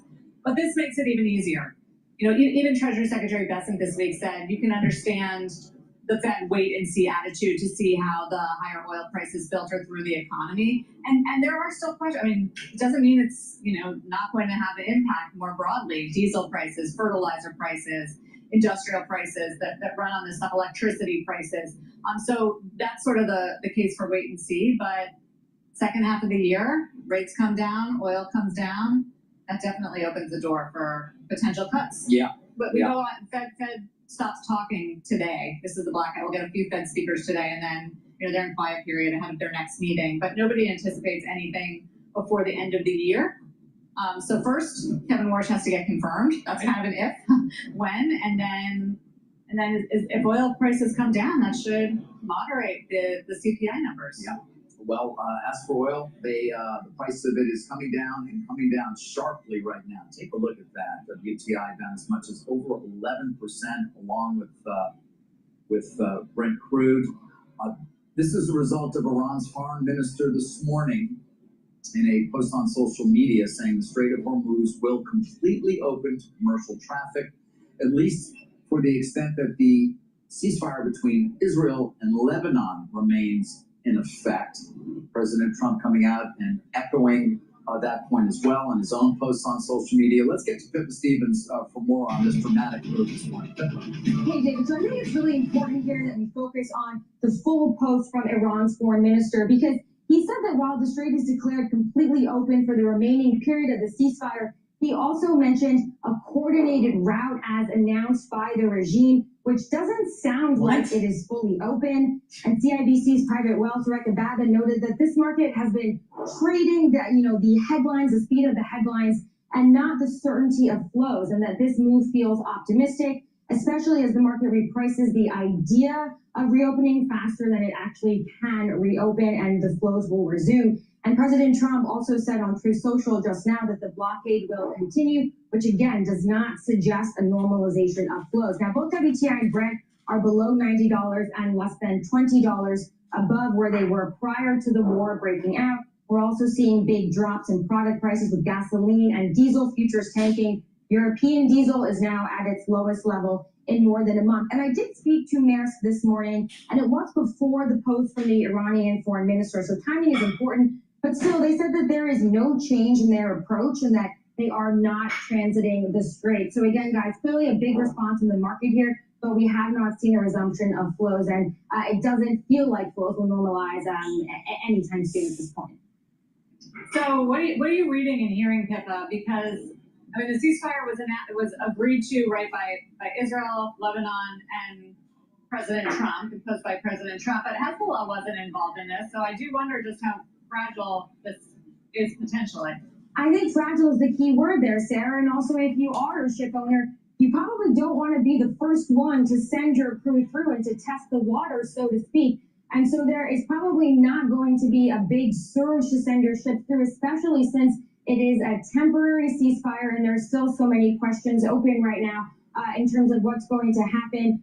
Should the ceasefire expire or should it be extended? And so again, if you're a ship owner, you're not really going to want to risk your crew. And we still have seen flows more than 90% below their pre-war levels. And the other thing is that even if the war were to end today, in order to get all the tankers back in position, that will take a while. If you look at the number of VLCCs heading to the U.S. right now, it's at 70. That's up from an average of about 27 last year, according to data from Kepler. And so, once again, to have all those tankers U-turn and go back to the strait will take some time. And so even once traffic has resumed, it will take a while for things to be normalized. And then the final point I'll make here is that if you are a producer and you've closed in some of your operations, given how expensive and how much time it takes to restart things like a refinery, you are not going to do that unless you have certainty that you can operate at full capacity. And so while the market is clearly taking this as indication that we could see a resumption of flows, there's going to be a while before things really normalize. Not to mention as well, the blockade continues, the president making that clear. So Iranian oil will not be reaching the market. Is that fair to say? Which obviously is different than it had been, because that had been the one thing that had been going through. Exactly, and that's about 1.5 to 1.7 million barrels per day of exports. And there are some conflicting reports about the extent to which vessels are currently loading at Iranian ports. But of course, a lot of questions here about the extent to which Iran needs that revenue from their oil exports, and so how long they can sustain that oil not reaching the market. But guys, also, look at elsewhere, look at other choke points, whether you talk about Bab el-Mandab Strait or Malacca Strait over in Singapore, where China is building up their presence in the Scarborough Shoal. There are a lot of choke points here on global markets, and now people are saying that those are going to be repriced going forward, and that when flows do resume through Hormuz, there's going to be a new sense that these choke points around the world for key commodities and for shipping will be repriced, and there'll be more of a little bit of a risk premium priced in, given that we've seen Iran can effectively close down the Strait of Hormuz. All right. Pippa, thank you. Pippa Stevens. Let's take a look at the broader markets here, of course, with the S&P up over 1%, NASDAQ up over 1.2%. And joining us now from, Council on Foreign Relations Senior Fellow and former Bridgewater Associates Chief Investment Strategist, Rebecca Patterson. Good to have you here, Rebecca. Great to be here. All right. I mean, first, just give me your take on the news flow this morning, not to mention, of course, the significant rebound we've seen in the broader markets over the course of the last week or two. Yeah, I mean, the last week or so was tech dominant, right? So it was, if global growth is uncertain, we know there's over, just 4 companies, $650 billion of AI CapEx coming into the economy this year. So it makes sense after those stocks sold off that they would come back because it's structural, it's not cyclical. Everything else, though, we have this cyclical question around the supply shocks and what it means for inflation and growth. And that was front and center this week in Washington, D.C. But this news could not come at a better time in terms of the strait potentially being open. And I say that with a lot of caution because the buffers that have been helping the market in terms of physical supply are quickly being run down. So all those inventories that were released to give some cushion to economies that are net importers, that is getting exhausted. So we really need the supplies to start coming back online quickly if we don't want to see the supply. We're going to go back to Al Jazeera here to see what's going on. Meant to produce medicines and cures for cancer and things alike. Ali Hashim, thank you so much. Live for us in Tehran with the latest. Well, as we've been reporting, Iran says while the Strait of Hormuz is now open, ships must use the coordinated route already announced by the country's Ports and Maritime Organization. Just last week, the Revolutionary Guard said this was the route vessels needed to take in coordination with its navy. This is a more northerly route closer to Iran's coast. Those shipping routes pass either side of Lorak Island. That heavily guarded island is reportedly being used by the IRGC to monitor ship traffic. Well, for more on this, we're joined now by Anna Salisbury, who is a senior fellow in the National Security Program at the Foreign Policy Research Institute. She joins us from London. Thank you so much for being with us. First of all, what do you make of everything? Obviously, it's a little bit convoluted at this point in time because just because Iran says the Strait of Hormuz open doesn't necessarily make it so. From your perspective, how soon could we actually see ships passing through? Well, the key thing here that we need to figure out is insurance. It was insurance that stopped commercial shipping from passing the Strait of Hormuz initially, because if a passage is too risky, the underwriters who provide shipping insurance will either not provide it or make it so expensive as to make a voyage untenable. So really the question is, do the underwriters who provide that insurance assess the risk to be low enough that ships can pass through the strait? That will be the core test of this. But what we need to remember also is that Iran could change its mind very, very quickly. Indeed, and the US has said it's going to continue its naval blockade of Iranian ports.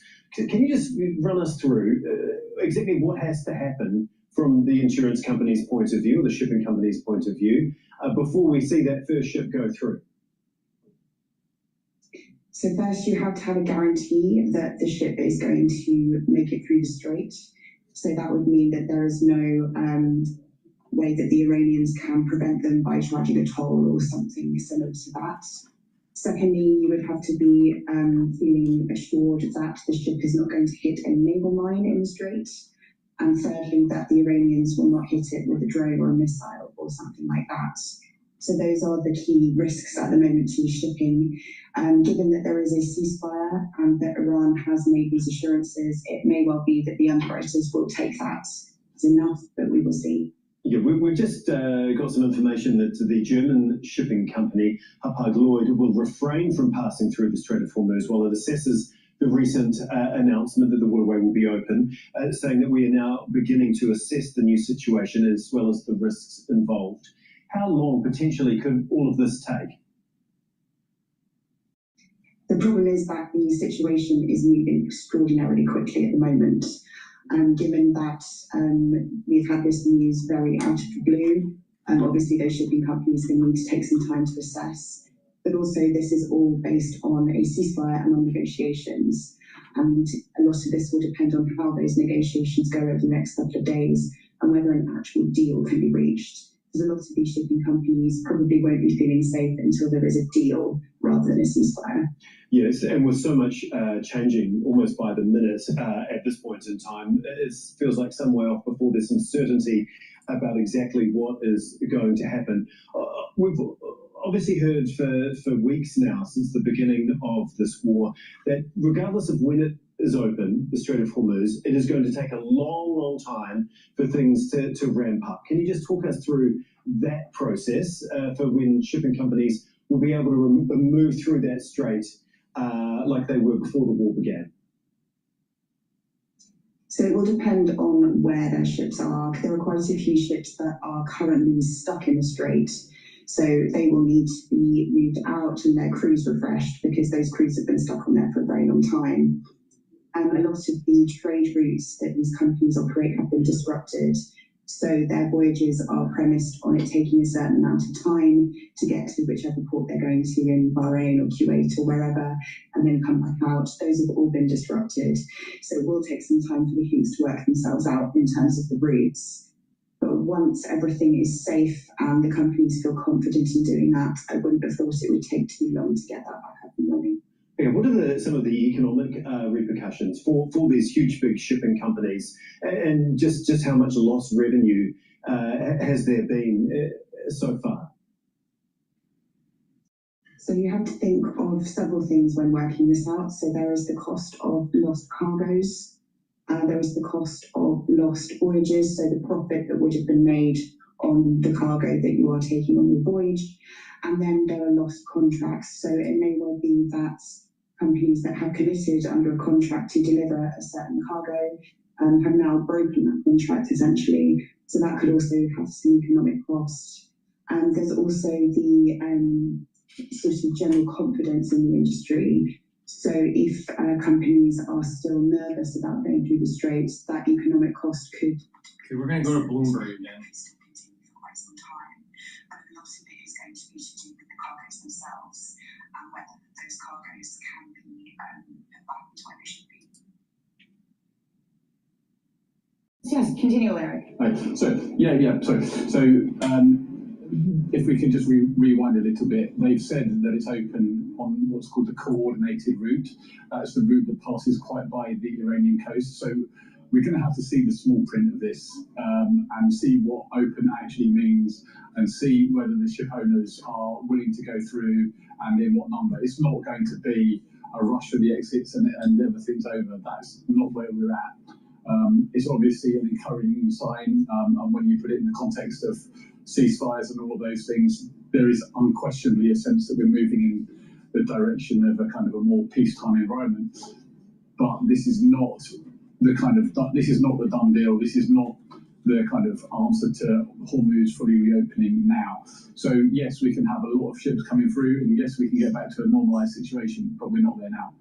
It's markets that are enthusiastic to get something that looks normal. Eric, of course, we're still higher than we were pre-conflict, but still we're down to levels that we were about 2 months ago, about March 10th, or rather 1 month ago. March 10th is where we're trading at right now for oil. What do you make of this market's willingness, the paper market, not the physical market, but to drastically reduce prices on, as you say, a message from the Iranian foreign minister that we still don't know the fine print of?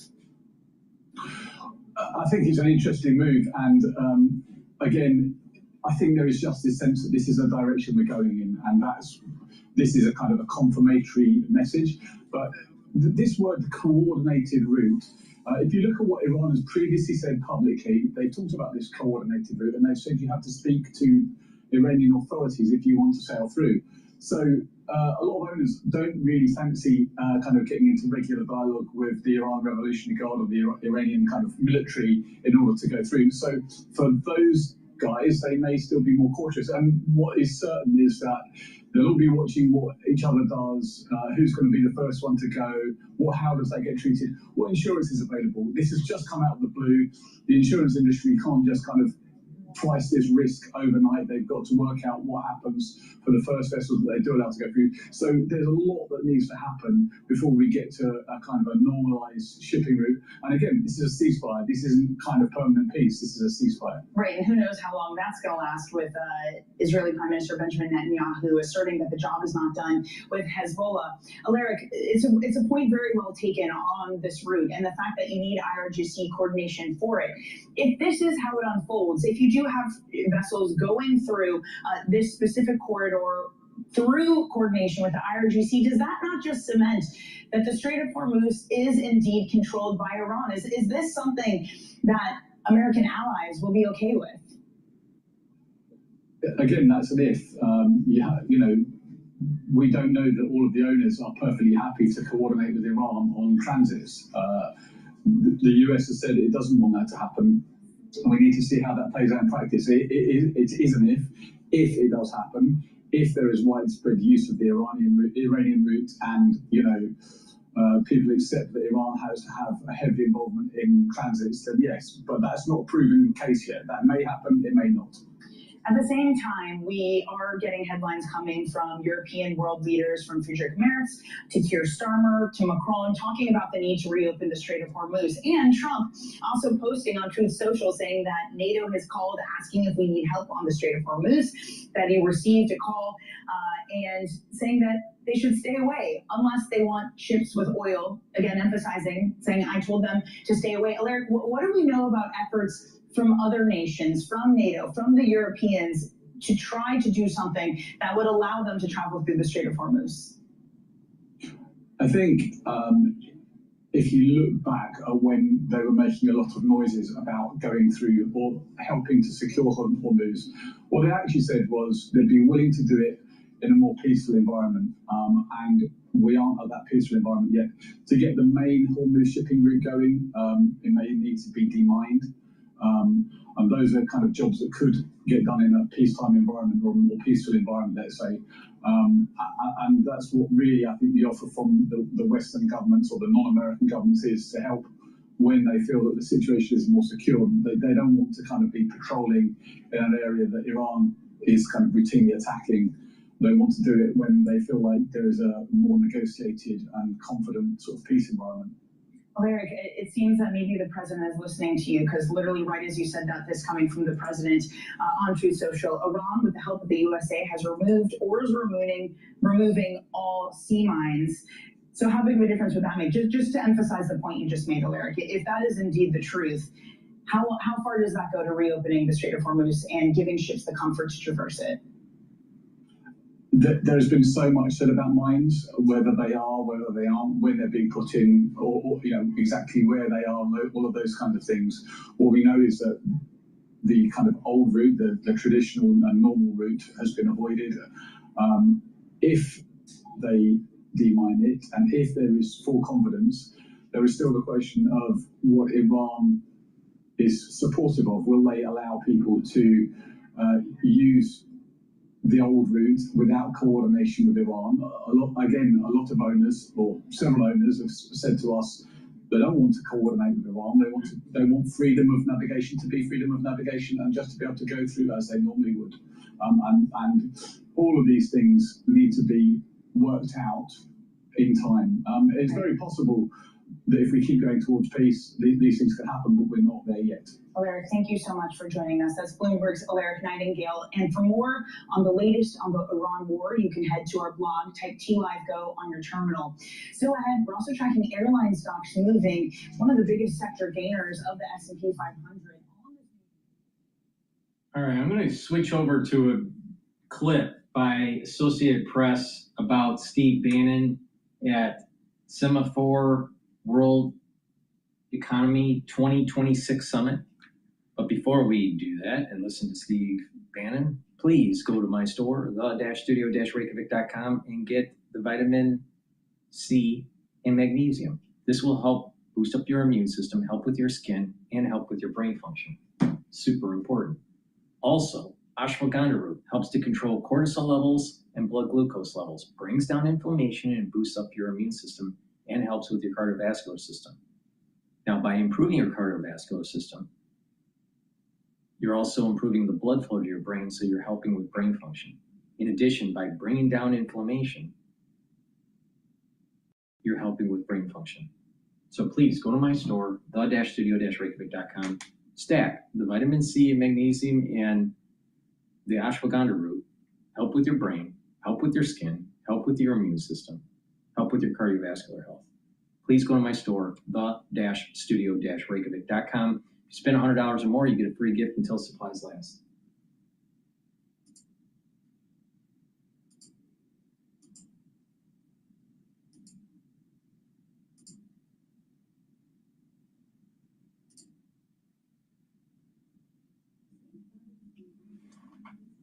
Semaphore.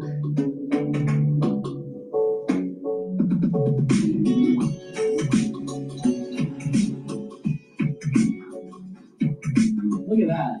Your fans are here. Or one of them. Thank you, sir. I want to thank my agent. So I was just thinking, we were here a year ago talking about the administration, talking about MAGA, and I think then it felt like your wing of the Republican Party was ascendant. A year later, Trump's at war in the Middle East. He's doing a deal with China. You're fighting him over deportations. So what happened? I'm not fighting him. Look, first of all, we were ascendant on those policies, and we'll be ascendant again. President Trump just announced, I think, a peace deal in the Middle East, peace deal with Lebanon. We'll see how it works out. I think the blockade's very strong. But people shouldn't lose the fact that the populist nationalist movement in this country has got a lot of muscle, right? Right now, we've had a huge victory in Texas. We're fighting to a draw in Virginia. If you look in South Carolina, Lindsey Graham's below 50%. So we got a lot of stroke, and I think people are getting very motivated. Some of the policies are maybe not totally aligned, but President Trump's our leader, and I realize there's been a lot of noise out there about President Trump and the war and maybe some of our alliances, but I think this movement at its core, particularly on the core issues, is stronger than ever. But can you give me your sense and of basically how the administration has gone so far? Kind of periodize it for me a little. Like there was a period where it just felt like this was Steve Bannon, flood the zone, being quoted constantly, and really the policies were coming from the populist wing, and it felt, I don't know, I guess I put it in the first Iran bombing when it felt like that stopped and we went in a different direction. But how do you see it? Well, because remember, the 4 years we had in the wilderness, we had a political operation, which was the precinct strategy to really become very proficient in getting out low information, low propensity voters, which led to the 22 and the 24 victory. In addition, we had public intellectuals that stepped up and did, like Russ Vought, who's Secretary of OMB right now, that did Center for Renewing America, Project 2025. So those first 6 months when I was here last year, we were the beneficiary of 4 years of being in the wilderness, but with policies, cadres, we had networks of people that came in the administration, they were filling up. Sergio Gore was personnel. So we had the non-Senate confirmed. So when we were here last year and all the way through the June bombing, we were on a roll. But as Washington does, right, the lobbyists and the corporations and the donors, and I think, I'm not saying we're off track. I think some of these are not as hard and tough as we want to be. And I keep telling people, President Trump and this movement he created is a moderate. After President Trump, and really a lot of the muscle in our movement is much farther right than President Trump and much harder, much more nationalistic than even President Trump is. So I think you're going to see a resurgence of that. I'm actually very optimistic about November. I think November we're going to hold the House. I think if we can get the Senate to do anything, we can actually hold the Senate. They look grim right now, but I see grassroots people out there that are thirsting to get back into the fight and thirsting to fight for these policies. I think a few changes of these policies, we're going to get people back out there, and I feel better than ever in our movement. And this is a and I know it works because the first up until the bombing in Iran, and even remember that bombing was not as bad as it could have been because the greatest ally in the world wanted regime change, and President Trump did total obliteration of the nuclear program, which still rolls through the day. It's one of the reasons that they're talking about this deal that he might go to Islamabad and do because of the beginnings of that bombing. So was that sarcasm? Do you not think they're the greatest ally in the world? No, I do not think they're the greatest ally in the world.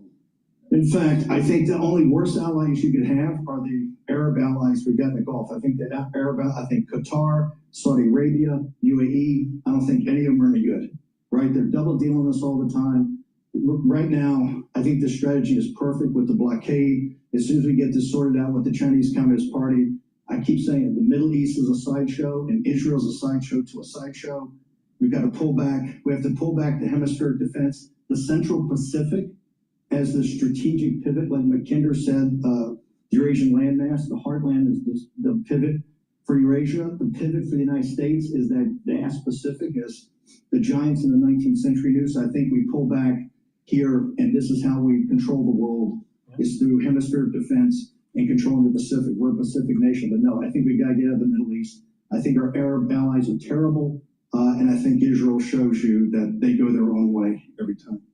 I want to go back to something you said earlier about the kind of business and the lobbyists, and maybe a couple lobbyists in this room. You can raise your hands or not, but certainly a business heavy crowd, and that has been I've spent a lot of time with you over the last year, and kind of my observation has just been that it just feels like in Washington like the money always wins when there's a conflict right now. And I think that's sort of what you observed too. Why is that? Why do you think that like the kind of movement right is getting rolled by the kind of corporate It doesn't right? always get rolled. What I said last time also, I said, hey, you're going to have two choices. You're going to have Mangione or you're going to have what turned out to be Mandami, right? You're going to have, and Mandami's populism on the left actually thinks it's more of neo-Marxism and jihadism.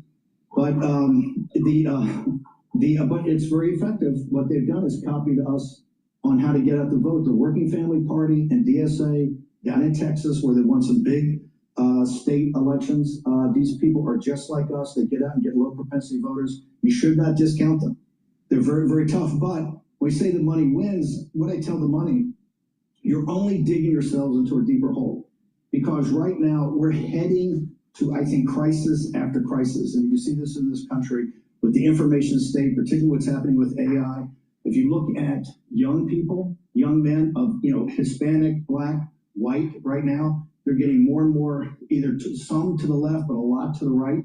These people are much more nationalistic, and we're going to get to what I say, if you don't address this now with policies that can work for working class people, you're going to go for, because our movement right now is more populist than nationalist.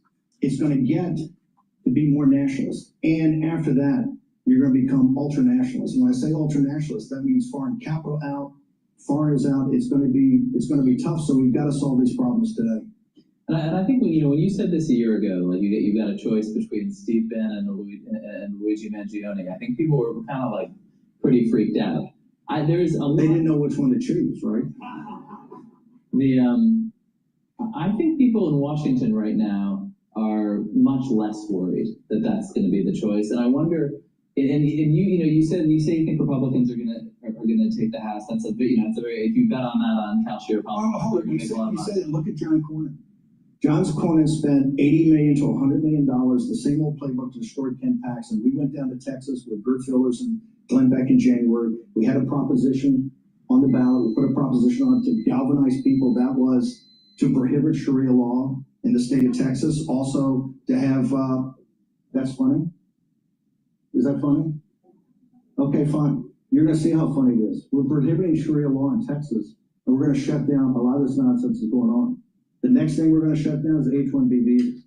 People in the United States, citizens of this country, are not prepared to have this. You may think it's funny. Folks in Texas don't think it's funny. Folks in South Carolina don't think it's funny. And this is that seething anger right below the surface. Because the global elites, you sit there and mock these people like they don't count, like African Americans don't count, working class Hispanics don't count, working class whites don't count. That is the backbone of this country. And trust me, that is a latent political power that is being turned into a political power. So no, we're going to ban Sharia law in this country. We've already designated in Texas the Muslim Brotherhood and CARE as terrorist organizations, has many in the Gulf Emirates. So no, this is very serious. We got 2 million votes on that proposition and galvanized the Paxton team to actually now lead, I think, Cornyn by 8% with no money. Cornyn spent $80 to $100 million. Lindsey Graham, right now, the globalist, is under 50% in South Carolina. So the populist movement, when you look at really victories we can have, is more powerful than ever, and it's only going to get more powerful over time. So laugh all you want, but he who laughs last laughs best. And the people in this country are not going to tolerate what you stand for. You stand for the destruction of this country, the sovereignty of this nation. And you look for the destruction of American citizens. The system that is going to come in place is not simply America first. It's American citizens first. American citizens have to have a better deal than any foreigners here. They have to have a better deal than any illegal alien. And that day is coming.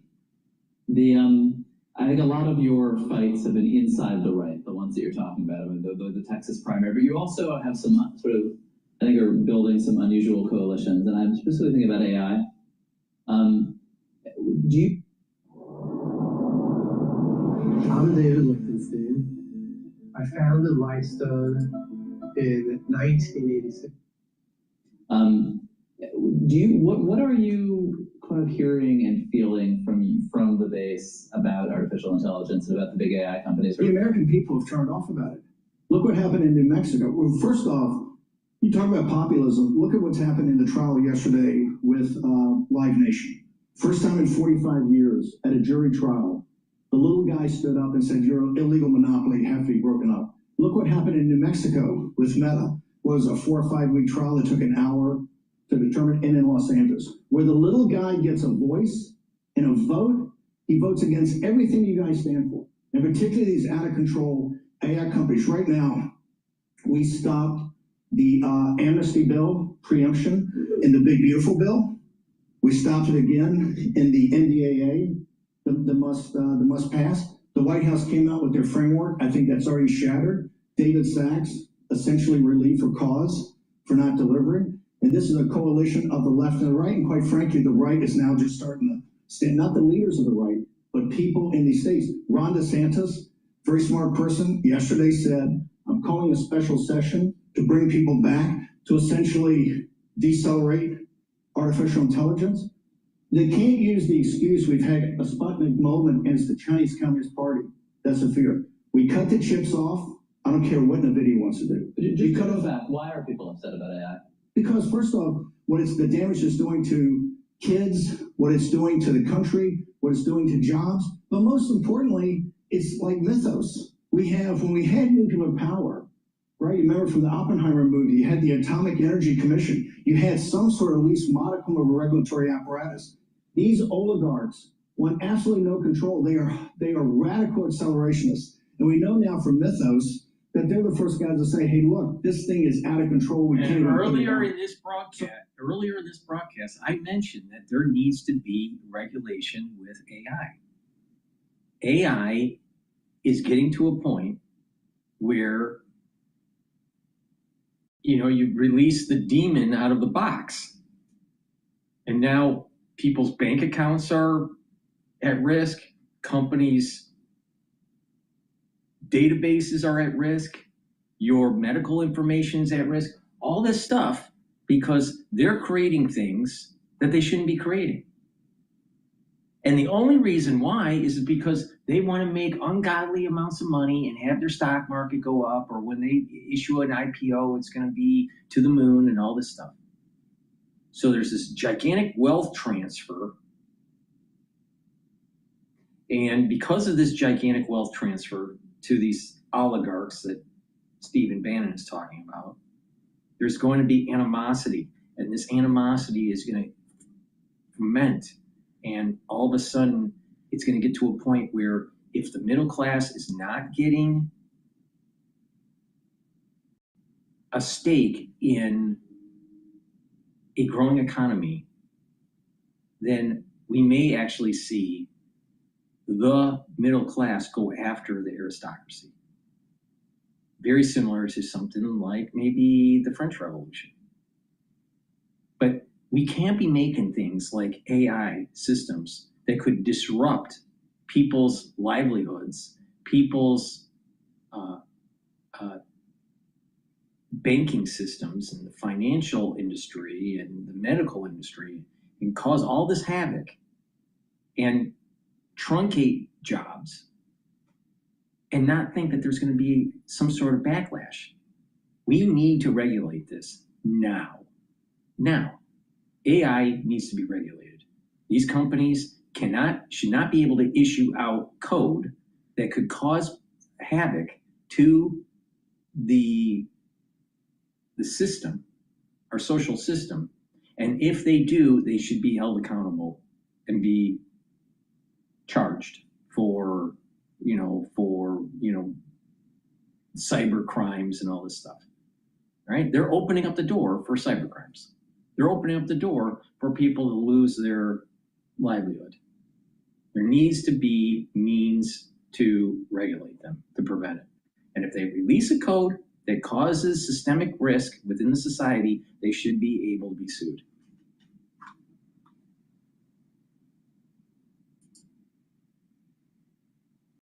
We have to have controls of artificial intelligence. We cannot just be accelerationists. And that means some modicum of regulatory control. Right now in this city, they are plotting with Speaker Johnson to, I think, since they've lost 3 times, to take a preemption bill that preempts all state regulations and to put it in a must-pass, I think we're gonna try to do it in a reconciliation and try to do the Save America Act, so to say to the right, oh, you guys wanna make sure that there's no more way to cheat, you're gonna have to take AI. That's not gonna work. AI behind the scenes with the populist right is, I think, actually right next to immigration, our top issue. And people are galvanized by this. And you see DeSantis, as smart as he is, really calling back for a special session to deal with it. Yeah. Do you think And the thing is that once you have the recession, we'll eventually have a recession. We don't know when.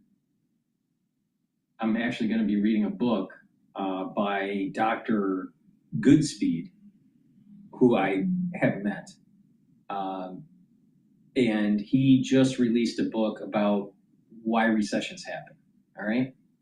And what's interesting about his research is that they can't be predicted, that it actually is a random event, okay? Which is an interesting perspective, right? Now, some economists would think otherwise. Now, he is a historian dealing with economies.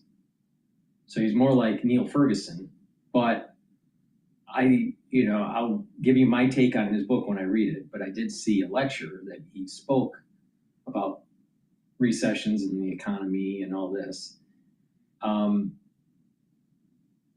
But once the recession hits, whenever it does, the unemployment is going to be structural, not cyclical, meaning that people aren't going to be called back to work so looking for work will take longer, and to be re-employed is going to take longer.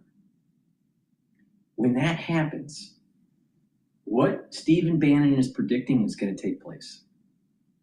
It's going to be on fire. What he's talking about will be on fire, and there'll be so much backlash on tech bros and Wall Street investing in this crap. And the aggregate demand is going to shrink, that there's going to be heavy regulation on AI.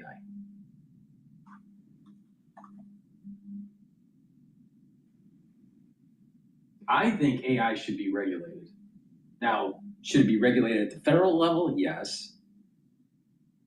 Because you don't want,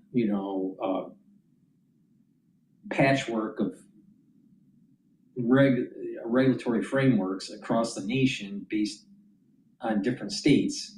It's better to just have it at a federal level. But the problem is that you have all the tech bros, the ones that have the big money, going in, buying out Congress so they get a sweet deal. But when the recession happens and it's structural unemployment, there's going to be such a backlash that these companies are going to be heavily regulated. Because if it doesn't, there will be an uprising.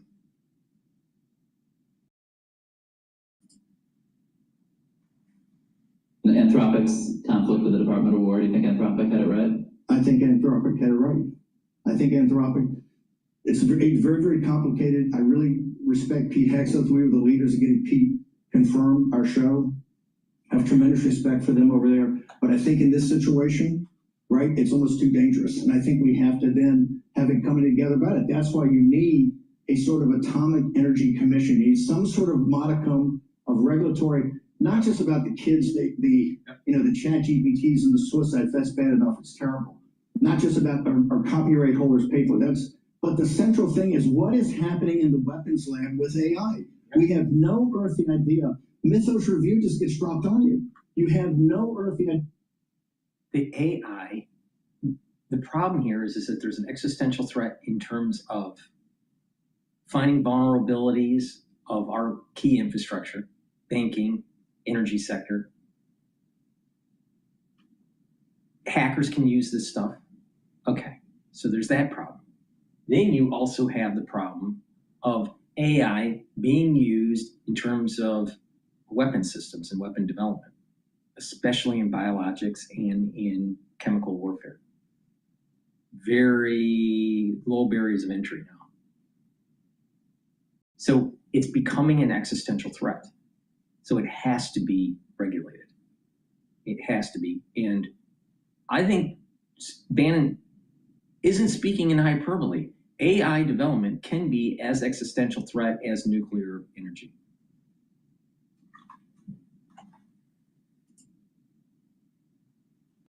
What's going on? We can't do that. And we cannot particularly turn it over to Elon Musk and Meta. And you saw it in jury. You saw it in jury. When a jury had a shot at Zuckerberg, you said they saw what they did. That's only going to get worse. We have to come together and figure this out. And you can't jam people by putting it into a must-pass law. Almost out of time, but a final question is J.D. Vance heir to the MAGA movement? Is he the heir apparent? I don't think MAGA has President Trump. As you know, I'm a huge advocate of President Trump's third term. So right now, I think... You're not just saying that to mess with JD? No, not at all. I think you guys all paid your taxes here yesterday. Are there anyone in the room who would not vote for President Trump and what he's trying to do with this economy? President Trump is... I can't imagine, but we're out of time, so we'll have to pick that up. Thank you, Steve.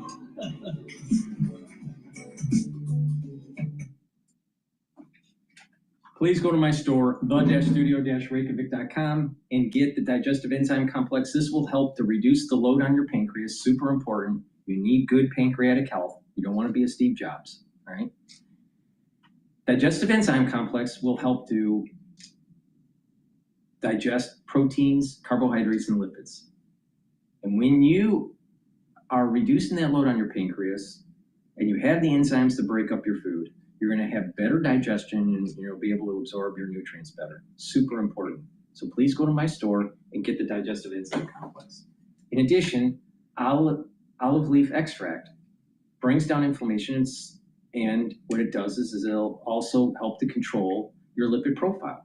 This will help to boost up your immune system and help with your cardiovascular system. And I also have droplets and lozenges. You can get the lozenges in Orange Splash, Structural Nail Silver, and in Manuka Honey. Very high quality lozenges. I also have in stock the cherry flavor and the lemon, the honey and lemon drops. We're in the allergy season now. You need to take these. These will help to mitigate that sore throat, that allergy. It'll help to neutralize, and it'll help to improve your oral cavity. Super important. Have a few bags for your house or for work. You never know when you need it. Take them right away if you have that throat irritation. And these are perfect for the allergy season, cleaning in your home where there's a lot of dust, or the cold season. So please go to my store and get the lozenges and the drops. If you spend $100 or more, you will get a free gift. So make sure you use discount 5. Now what we're going to do is we're going to go to Cash Jordan because we need to know what's going on in New York. New York's mayor just launched his wealth mayor, tax. I said I was going to tax the rich. Well, today, we're taxing the rich. I'm thrilled to announce we secured a pied-à-terre tax, the first in New York's history. Wow. This is an annual fee on luxury properties worth more than $5 million, whose owners do not live full-time in the city. Like for this penthouse, which hedge fund CEO Ken Griffin bought for $238 million. This pied-à-terre tax is specifically designed for the richest of the rich, those who store their wealth in New York City real estate, but who don't actually live here. But even so, let's punish them and get them to park their wealth somewhere else. They're able to reap the huge financial rewards of owning property in, dare I say, the greatest city in the world. And most of the time, these units are sitting empty, since again, they don't actually live here. This is a fundamentally unfair system that hurts working But they people. paid for it. It's coming through. How does it hurt this someone tax else? will raise at least $500 million directly for the city. Okay. It'll help fund things like free childcare, cleaner streets, safer neighborhoods. Free daycares by taxing the rich because we're already bankrupt and everyone knows it. Governor Kathy Hochul shifted positions today, throwing her support behind a new proposal to tax the ultra-wealthy. This will target people who own multiple homes in the state and who leave those high-end properties empty most of the time. It's called a pied-à-terre tax. News 4's Andrew Siff explains. So what if they leave them empty? They were allowed to buy them and now you're going to punish them? That sold a few years back for more than $200 million. That's a sick place, man. According to elected officials, Guy's filthy is rich. hardly ever here. I believe our it. skyline, but those people are not part of our city. So today, Governor Kathy Hochul proposed a new way to get money from homeowners who don't live here.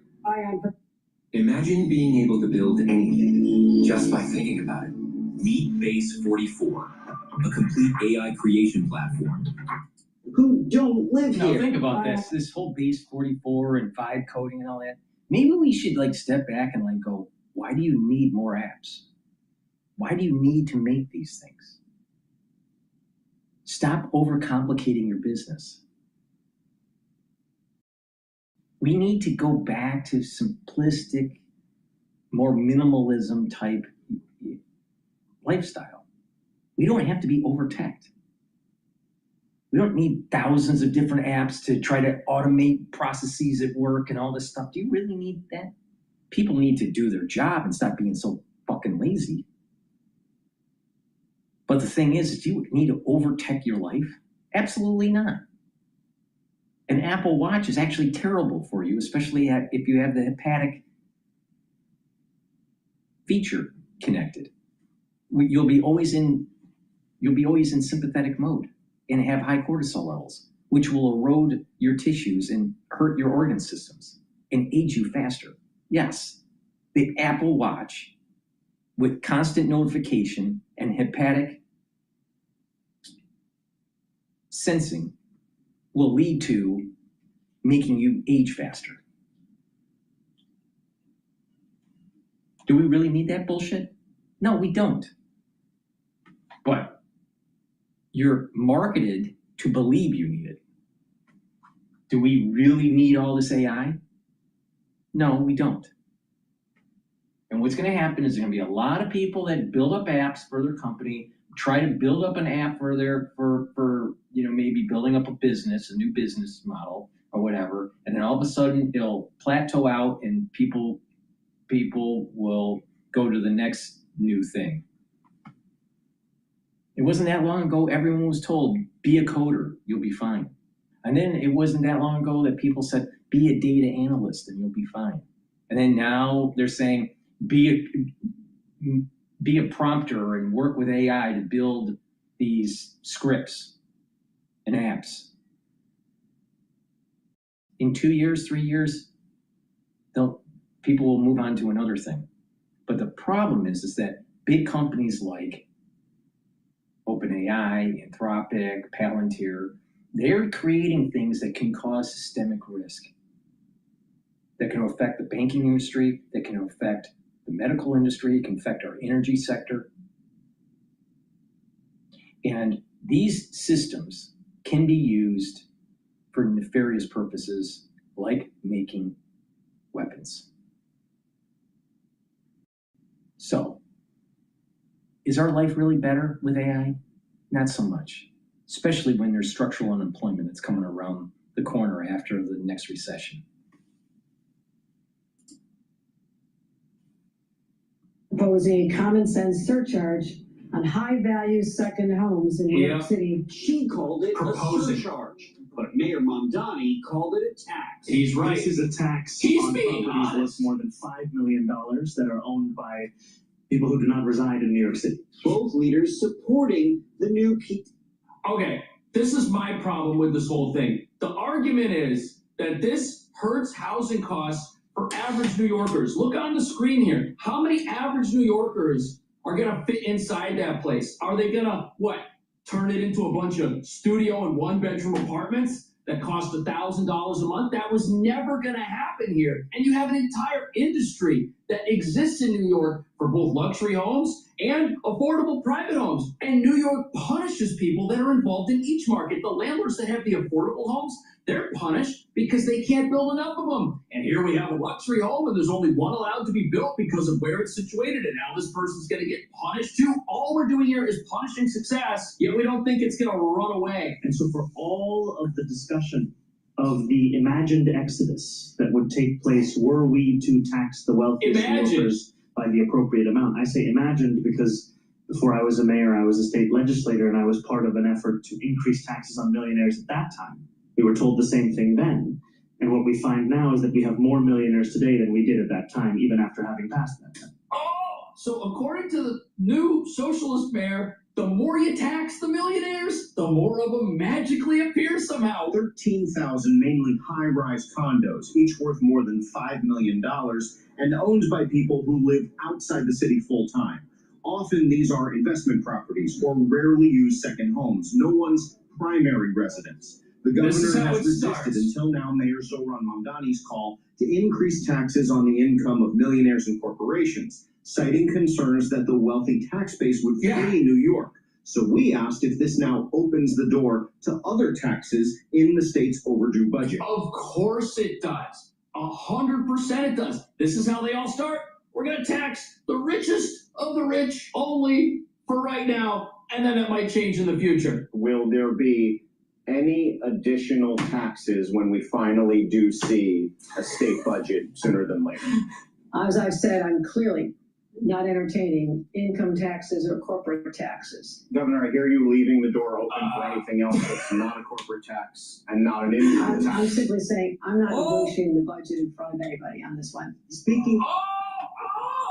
I'm telling you, these pesky news outlets. Yeah. Those who benefit from the city without I'm telling you, New York is being taken over by a bunch of stupid liberals, and it's going to destroy the city.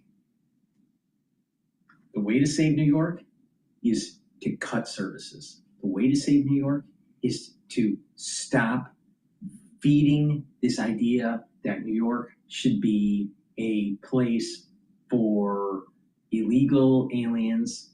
We need to stop this idea that, you know what? Maybe New York needs to have a balanced budget and stop bleeding everybody dry. And it's not just the rich, it's also the middle class that's getting hurt. New York needs to stop having so many social programs. But with Mamdani in office, the social programs are increasing because he's a communist. He literally is a Marxist. He's Napoleon the Pig from Animal Farm. And what was the lesson learned from Animal Farm? It doesn't turn out well when they kick out the capitalists. So, New York is dying. New York is dying. in a full-time capacity should contribute to the costs that it takes to run the city. Governor They do. Pied-à-terre. EVE Online is a vast universe, alive with Governor They do. Pied-à-terre tax will target the city's. The idea that they don't pay anything to run the city, they pay nothing. It's not just billionaires, by the way. Everyday people here are paying so much to run the city, and it doesn't run. On a tax day panel in front of a banner that said "Tax the Rich," Mayor Mamdani cheered the pied-à-terre tax and talked about his continued push for taxes on the wealthy. Yeah, what we are talking about is a recognition of the inequality that has permeated politics through the 5 boroughs of our city, through our country, through the world. Through our country, built on inequality. Is only expected to raise $500 million against at least a $5 billion city budget. Right, so it doesn't do anything. Kathy Hochul says she'll continue to do what she can to help the city, but at the end of the day, It is the responsibility of the mayor and the city council to find more savings. But they're not doing as that. for how this is playing politically, the presumptive Republican nominee gunning for Governor Hochul's job this November, that'd be Nassau County Executive Bruce Blakeman, he's saying the governor is now breaking her promise of no new taxes this election year. Technically, yeah. He says this will open the door for other taxes, perhaps an inheritance tax in the state budget. 100%. That is when and if we ever do see a state budget. Right, because you know what? These new taxes, they're already not enough for all the free stuff. And what that means is we're just going to need more of them. And so for all of that conversation about this imagined exodus, we have to reckon with the very real exodus that we are seeing in the city. An exodus of working class people. Right. An exodus of those who cannot afford to live here. They're getting hit too. And for many who work here, who now find their residence in Jersey City or in Connecticut or in Pennsylvania, anywhere else where their dollar can go a little bit further. Why is that? We've seen just in a snapshot from 2000 to 2020, the city lost 200,000 of its black residents. That is the cost of inaction. Right, but the problem is, going back to what I was saying, the city isn't really for the poor. The city isn't really for the lower middle class. The city is really for the ultra wealthy or the upper middle class. And so you have these transients that are coming in. They're just out of college, and they, you know, if they can get a decent, you know, entry-level job, maybe work, get experience, work up the ladder, that's great. But most of them, they can't. They don't like the cramped space. They don't like the high cost of living. The stress is extremely higher, and they're transient. They stay here for maybe 2 years, 3 years, and they leave. The city doesn't want them. The city aborts them out. So, you know, the reality of the situation is New York's not for everybody. It's not a kind city. It's a city that is very stressful, and it's not for the faint of heart. Now, the city is becoming more and more expensive, and people are going to need to move out if they can't afford it. It's that simple. It's the same thing that's happening in Paris. Same thing that's happening in London. A lot of people can't live in London because it's too expensive. And here's the magic advice. Your life is actually better in suburbia, not in New York City, especially with the decline that's taking place since de Blasio. Please go to my store, the-studio-reykjavik.com. Get the structural nano silver toothpaste. This will help to improve your oral hygiene. It'll help to neutralize, whiten your teeth, freshen your breath, help with your gum line, reduce inflammation at the gum line. And with good oral hygiene, you will be able to improve your cardiovascular health. Poor oral hygiene leads to poor vascular health and also valvular health. All right? So it's really important to use a very high quality toothpaste. And this toothpaste has the structural nanosilver, has no fluoride, so you're going to be able to neutralize and improve your oral cavity. Super important. And another great product that I have is the structural nanosilver gel in the tube form or in the quick dispenser. They're dual purpose. All right? Either one, use it the same way. You can use it as a daily skincare. You can put it on a cut, an abrasion, or a minor burn, and it'll help to heal it about a third of the time quicker. If you're not feeling well because of the cold season, or someone around you is not feeling well because of the cold season, put it on your hands. It stays active for 5.5 hours. You can also put it around your eyes, around your nose, around your mouth, around your ears. Lightly coat your nostrils. It'll stay active for 5.5 hours. You can't do that with Perel. This is dual purpose. Like I said, make sure you have some at home and at work. You never know when you need it, but it's very high quality. Please go to my store, the-studio-reykjavik.com. Get the structural nanosilver gel and the structural nanosilver toothpaste. Use discount 5, you get $5 off. If you spend $100 or more, you get a free gift until supplies last.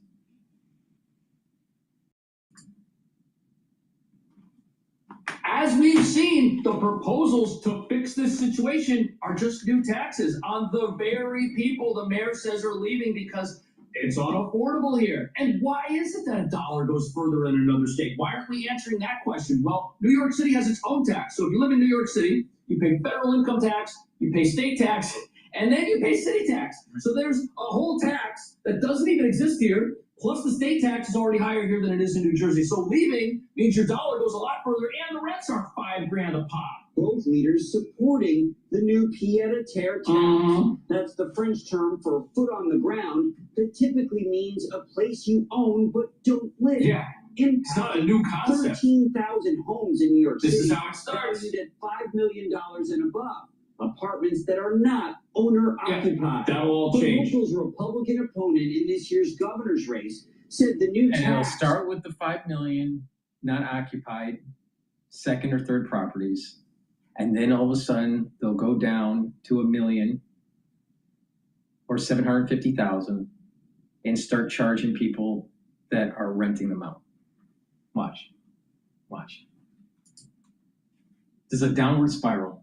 will backfire. They're gonna take their money someplace else. Right. And that means some carpenter's not gonna get a job, some plumber's not gonna get a job.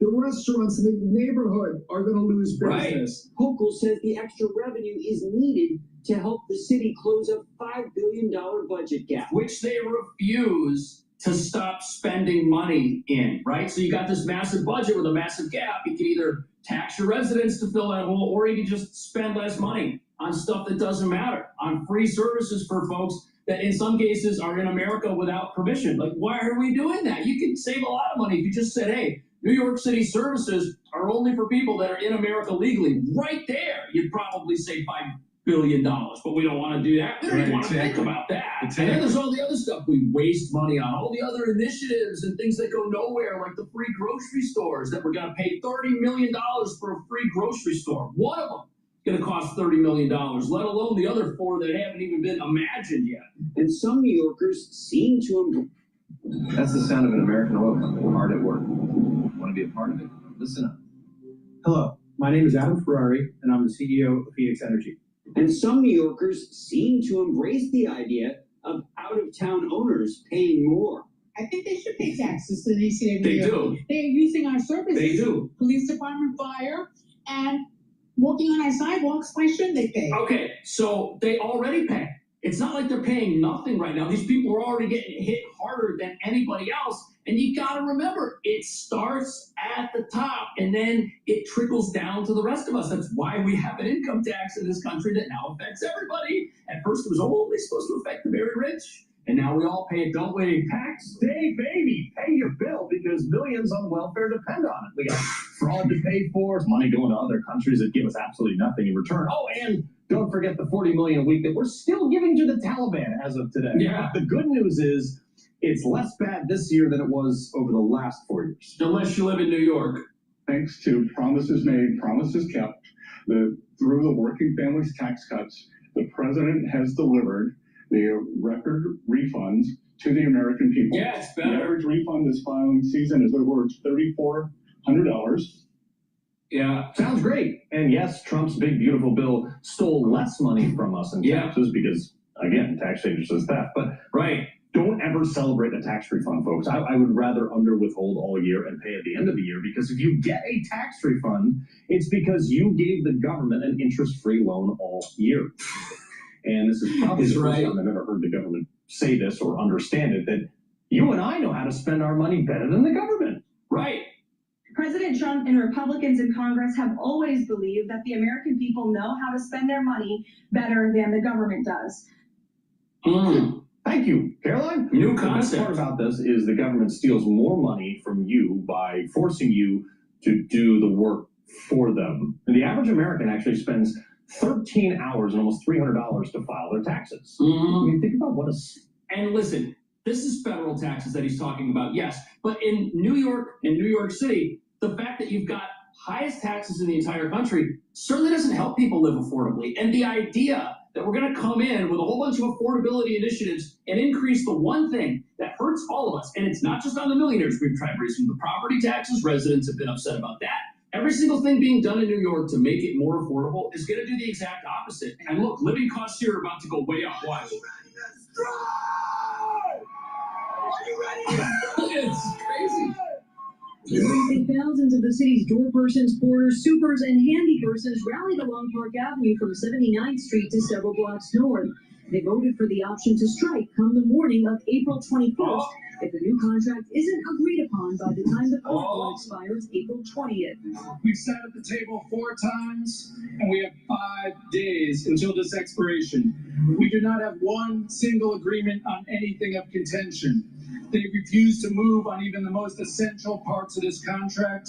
Let's demonstrate what it is when working people come together and fight for what it is that they deserve. By paying higher taxes so that everyone can have access to free things handed out by the government. You see, that's the whole problem here. That's why we're going broke, and we don't want to admit it. That's why every single tax proposal that we've ever gotten has started out as, oh, it's just for the rich people, which is what the mayor ran on, and then, oh, property owners are going to have to fill in the blanks if he doesn't get the wealth tax, which he still didn't get, by the way. Yes, this is a wealth tax on the second homes of wealthy people, but it's not what the mayor really wants. More than 34,000 members of the Service Employees International Union Local 32BJ say their wages, healthcare costs, and retirement benefits need to reflect the rising rates of inflation. The president of the Realty Advisory Board on Labor Relations declined an interview, but said in a statement the real estate industry is facing mounting pressures, including the likelihood of 0% rent increases on stabilized units for years to come. That's the problem. So the mayor wants to freeze rents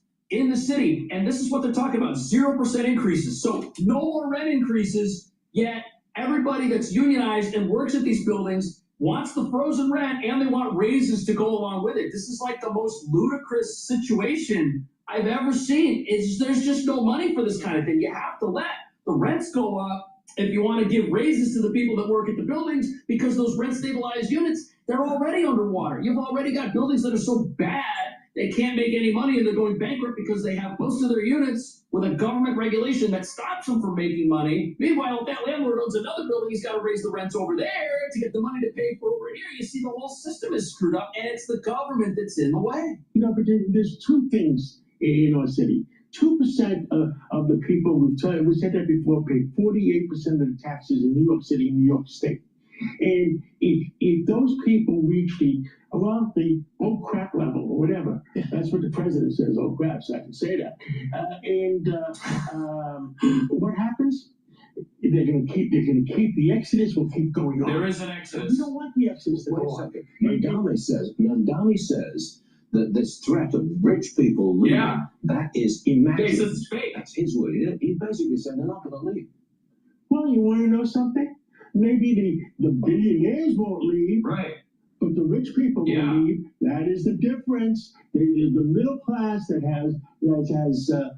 makes more than $500,000 a year, and there's a lot of them. And if the exodus continues, you know who gets penalized? New York City, New York State has 500,000 employees. If they leave, guess what? The 500,000 employees will have a problem. They'll start laying them off, and that's who gets penalized. And the pensions will have. This could bankrupt the city. And we want New York. There's two things that are not negotiable: the quality of life in New York. We want to be safe. We want to work. We're not safe, but we do. And we don't want to be any particular class. Should not be targeted. Right. Why are you targeting? Right. Why is somebody being punished for being in New York? Like, nobody should be punished for being in New York. The idea that if somebody's in New York and they do well, they should be punished is a stupid idea. Just like the idea that if somebody's in New York and they're not doing well, that nobody should take care of them. That's a stupid idea too. Why are we full of stupid ideas here? But think about it. The rich and the class that's got the money, and the rest, the socialists want it. They're going to take it. Well, guess what? I think it's wrong. Well, they might end up blowing up. And that's what the problem is. Cannot hope. Now, Mandami, he made I guess it was a surprising admission about the cost of what he sells in city-owned grocery stores. Watch this. When it comes to the products that we will be selling at these city-run grocery stores, there will be an essential basket of goods that will be guaranteed at a cheaper price. And cheaper than what they're being sold at currently. I can't give you an exact example of the cost of a cucumber in our... Doesn't know the cost of a cucumber, but he wants to raise taxes on everybody because they don't pay enough. And here's the crazy thing, this idea that, oh, we're just going after the rich. I mean, the mayor has brought up $23 billion worth of new taxes in his first week on the job, which is absolutely crazy. This just came out. And this is after threatening the 10% property tax, which would hit the middle class. Now look, the meat of his tax increases are calls to increase the city's tax rate, which is something most cities don't even have. They don't even have their own income tax, but we have ours. And this is actually supposed to be million, not billion. And then this corporate tax rate. So corporations that employ people who make less than $1 million, corporations employing people who aren't millionaires, they're gonna have to pay more money. What does that do? Where's that money gonna come from? It's gonna come from the employees. It's gonna increase unaffordability as it seeks to solve unaffordability. Now, the governor said that she opposes this, And now some people, even the local news stations here, they're rightfully calling this out. They're doing their job. They're doing journalism. They're saying that, hey, this is a flip-flop. But look, if you're the governor, you see people like this at every single one of your rallies screaming at you to come out and do something and do what Mamdani wants. But then when she does, they hit her again. Watch this. Listen to this. Just conceded on a pied-à-terre tax, a tax on luxury second homes in New York City, like the ones behind me in 432 Park Avenue, where $25 million apartments sit empty. Not that long ago, she said she would never tax the rich. This shows that our movement has power. We can win more, and we have to, because millions of lives hang in the balance. Our city is facing a budget crisis to the tune of billions of dollars, and the pied-à-terre tax accounts for less than 1/10 of our city's budget deficit. Right. It's not enough. See, this is the local New York City Democrat Socialists. They're saying the government or the governor conceded, and this is breaking through. So they're pushing for more taxes, and this is Zoran Mamdani's political affiliation. He was very honest about that. He didn't try to hide it, but you got to understand, this is who's running New York right now. The governor, it looks like, isn't running New York, even though she's in charge, because this is who the voter base is. And if she wants to win re-election, how does she do that? If these people are angry. And I realize that a person who's got a penthouse worth $230 million can probably afford to pay extra money, but the point is they're going to get sick of affording everybody else's bills and all the free stuff the city wants, and they're going to take their money somewhere else. And you've got an entire real estate industry in this city that is built around these luxury properties and these penthouses where you can only have one at the very tippity top of a building anyways. And what's going to happen when those people leave? And when there aren't as many buyers for those properties, the values of those are going to tank. These buildings are going to be worth less. This has the potential to wipe out wealth in more ways than anybody is comfortable talking about. What do you think about that? I will see you in the next video. As the world turns in New York, please go to my store, the-studio-reykjavik.com, and get the omega-3. This will help with your cardiovascular health. It'll bring down inflammation, help you control your lipid profile. Very important. And Myotrol. Myotrol will help you to build muscle and maintain muscle. Once you turn about age 40, you can't build muscle and you start to lose muscle more rapidly. Myotrol will help to build muscle, maintain it. Why? Because it helps with the gene expression to build that muscle.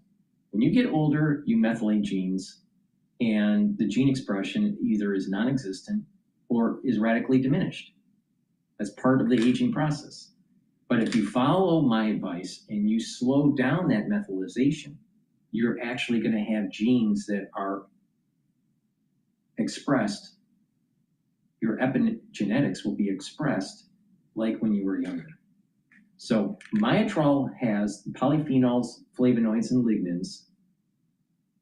So it will help with the gene expression to build muscle. Do some resistance training, take the Myotrol, and you will build muscle and maintain muscle.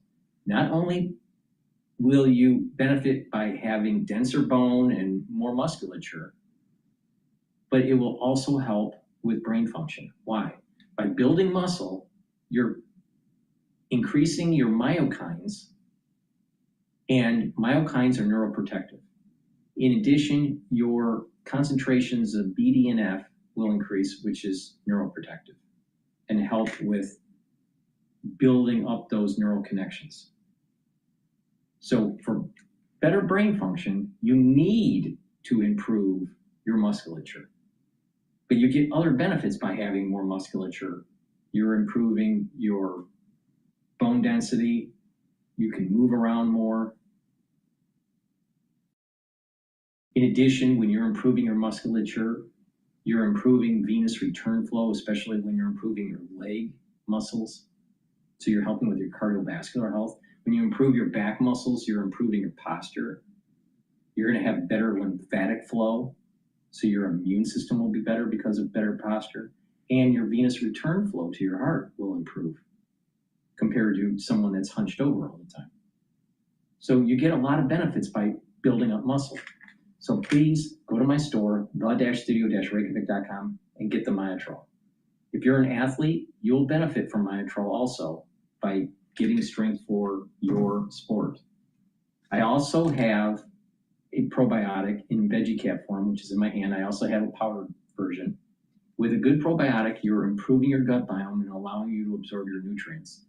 You're also improving your immune system at the gut level and reducing allergies. A lot of people's allergies are due to poor gut health.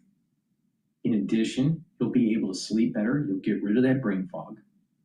And with better sleep, you're detoxifying your central nervous system and consolidating memory. Your brain function will improve with better gut biome. Your metabolism will improve also. Your skin will improve. So please go to my store, the-studio-reykjavik.com, and get the Veggie Cap probiotics or the powdered version that I have. And lastly, collagen. Collagen will help to remodel your joints if you have arthritis or a sports injury. This will help to remodel the cartilage and the cushioning of the joint. By using, to remodel the cartilage, it's using collagen type 2 and glucosamine. It helps to recruit glucosamine. Now, to remodel the cushioning of the joint, it's using chondroitin and also ACAN. Now, when you have inflammation at the joint level, certain enzymes are produced to erode the joint because of that inflammatory response. You want to block those enzymes to stop the joint erosion. Those enzymes that collagen blocks are MMP3 and MMP13. In addition, collagen also blocks the inflammation that's created by Ep4. And when you're doing that, you're also reducing the pain in the joint. So if you want to remodel your joints because of arthritis or because of a sports injury, please go to my store and get the collagen. You can stack this with the collagen that I have, the powdered collagen. So you have the ingredients to help to remodel also the joint. I recommend that if you have a joint issue, that what you want to do is slowly open up that joint or close it depending on if it's a flex or an extension issue of the joint. Sometimes it's both. And you open it up to that point where there's pain and go just a little bit more and hold it for about 20 seconds and then release and do it another time, 20 seconds and then release. Maybe do that 2 or 3 times a day. And when you do that, over time, you'll be able to open up farther and farther without pain. It takes time, and the longer that you've had the problem, the longer it will take to remodel. So the key is that once you have the problem, start this protocol and you'll be able to heal it quicker. So please go to my store, the-studio-reykjavik.com, get the collagen and also get the collagen. Make sure that you use discount 5 so you can save some money. And if you spend $100 or more, you get a free gift until supplies last.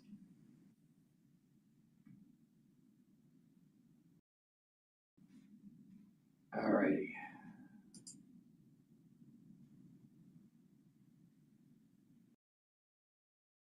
Let's listen into Victor Hansen's little take on the total revolt that's going on in the alt-right movement. They put the plate down like it's a piece of art. They make me feel that way.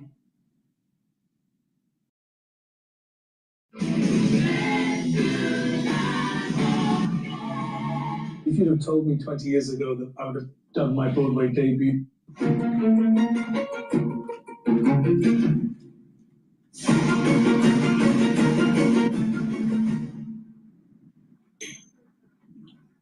Hello, this is Victor Davis Hansen for the Daily Signal. The left is making quite a deal of attention to what they call the anti-MAGA right, that is, former staunch supporters of Donald Trump that have now parted ways with him. And the names that they fixate on, the left, Marjorie Taylor Greene, who resigned from Congress after a big fight with Donald Trump over the Epstein files and the Iraq War. Tucker Carlson, the former Fox news host, and now has become a fierce Trump critic.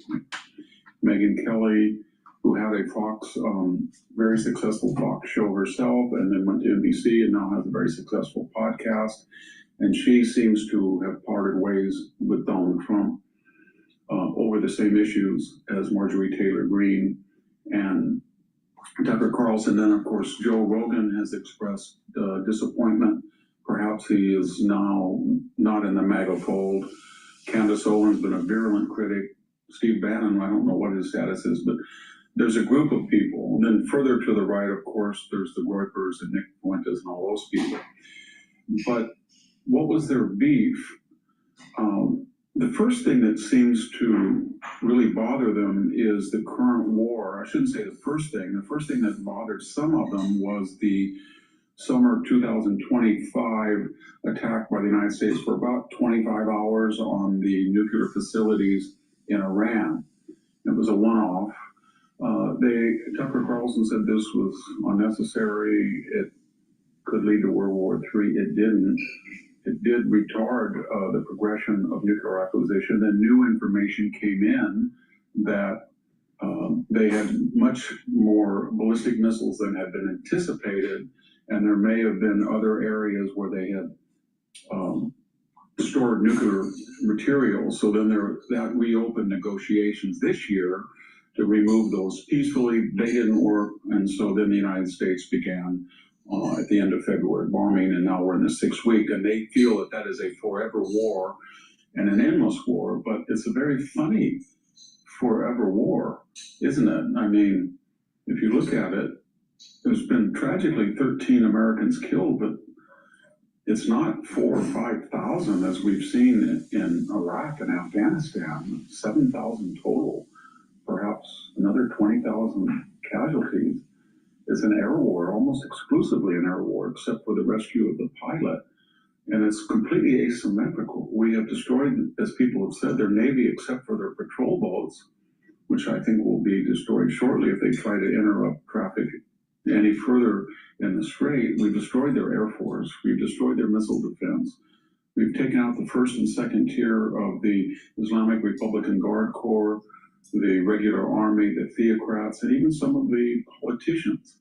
So their command and control is in disarray, and we have suffered really no major downfall other than politics. The future of that war is entirely political. I mean, the United States is at liberty to do what they want, whatever the military feels is necessary to disarm Iran from acquiring nuclear weapons and to stop its ballistic missile potential. But it's a political question, just a question of what's the effect on the world economy, what's the effect on the American economy, and more importantly, how does that affect the midterms and the future of the Trump presidency? But people are conflating those and suggest that militarily it's a defeat. That's absurd. What else did this new group of critics, this new old group of critics, get angry about? Trump tweeted that if Iran had not met these conditions and were not going to negotiate, then he would destroy their civilization. It's pretty poorly worded. And they felt that this was beneath him, beneath the United States. They joined the left in saying that this was outrageous. The left took him literally, not figuratively. But I don't think anybody believed he meant all of the Iranian people. We know that because, of course, as I had said earlier, no president has avoided dual-use civilian targets as much as Trump. We didn't do it in World War II. We hit every civilian target we could, from power plants to highways to water facilities to oil production. In Germany and Japan, we did it again in Korea. We did it certainly in Vietnam. We took out all the bridges in the Danube in the '99 bombing under Clinton. And of course, we knocked out the power grid of Belgrade, 1.5 million people several times. We did the same thing in Libya. We denied we did it, but we hit civilian ships, we hit port facilities, we hit TV stations. Trump hasn't done that except for one bridge. So he didn't really, I mean, his record shows that he doesn't believe he wants to destroy the civilization. In fact, it's just the opposite. And I think his critics know that, or he wouldn't have said help is on the way. help is on the way. The whole subtext of this entire campaign is where regime change is not the primary agenda. He hopes that by weakening and humiliating this theocracy, then the people will rise up, and that's why he's selected targets that would allow them to rise up and not hurt the people. So was it an overstatement? Yes, but they should know better what he meant. Of course he did, because his deeds prove what he meant. So what's going on here? I think part of the problem is in the intimacy that some people on the right have cultivated and developed with Trump. In other words, if you're going to campaign with Trump, if you're going to be a regular visitor at Mar-a-Lago with Trump, if you're going to be an intimate of the family, and if you're going to work with him and you're a news person, then you feel, it's apparently that Steve Bannon felt that way. Maybe Tucker feels that way. Maybe Megan feels that way. Maybe Marjorie Taylor Greene felt that way. But if you feel that you have a special relationship, then you feel downcast or betrayed because you're not only your president, but your friend and associate that you'd help didn't quite agree with you. But it's always better to have some distance so you can be empirical. And if you're empirical, then the question is, what's the alternative to Donald Trump's MAGA agenda? Because if you look at the border, it's closed. If you look at illegal immigration, he has deported 500,000 criminals. Another million have self-deported. He's in the process of probably finishing another 500,000 deportees. We should have 2 million. We've never done that before. If you look at energy right now, the United States has never produced so much oil and gas, and we're right on the verge of a nuclear energy renaissance, and we're going in Alaska, we're going offshore, we're trying to get more oil and gas in California. For all practical purposes, at least for now, DEI is dead. No other president would have done that. This reverse racism or this tribal shamanism that has so plagued the nation, Donald Trump ended that. He has put the universities on notice that they cannot continually defy civil rights laws and Supreme Court decisions. No one did that before. As far as transgenderism, they're on the defensive now. The idea that biological men will dominate female sports and men with biological male characteristics will dress among women is over. So what I'm getting at is this. All of these critics agree with what Donald Trump has done on 80% of the issues, at least their record says they do.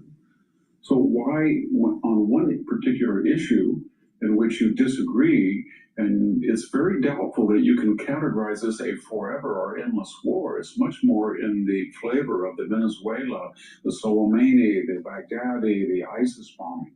It is not anything near fighting house to house in Fallujah or going into hostile villages in Helmand province. We're not on the ground. We're not fighting on the jihadist turf.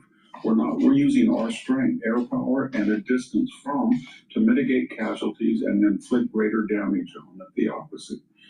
It's not a forever endless war, and they know that. So if you are apostates from the whole Trump agenda because of your disagreement about this one particular issue, and you feel that he betrayed you because you categorize it a forever or endless war, which he promised to avoid, then you're nullifying the entire agenda. And what is the alternative? A Kamala Harris agenda? I don't know. An Eric Swalwell agenda? A Gavin Newsom agenda? That's antithetical to everything these people have stood for and lobbied for and advanced for.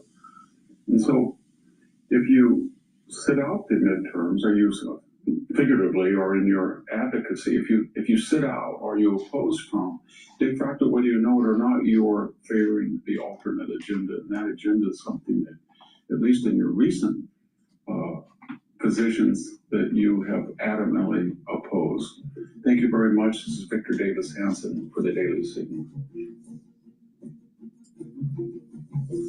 All right, that's the end of my broadcast. Thank you for listening. Please go to my website and help support the work that I do by purchasing the great products that I offer.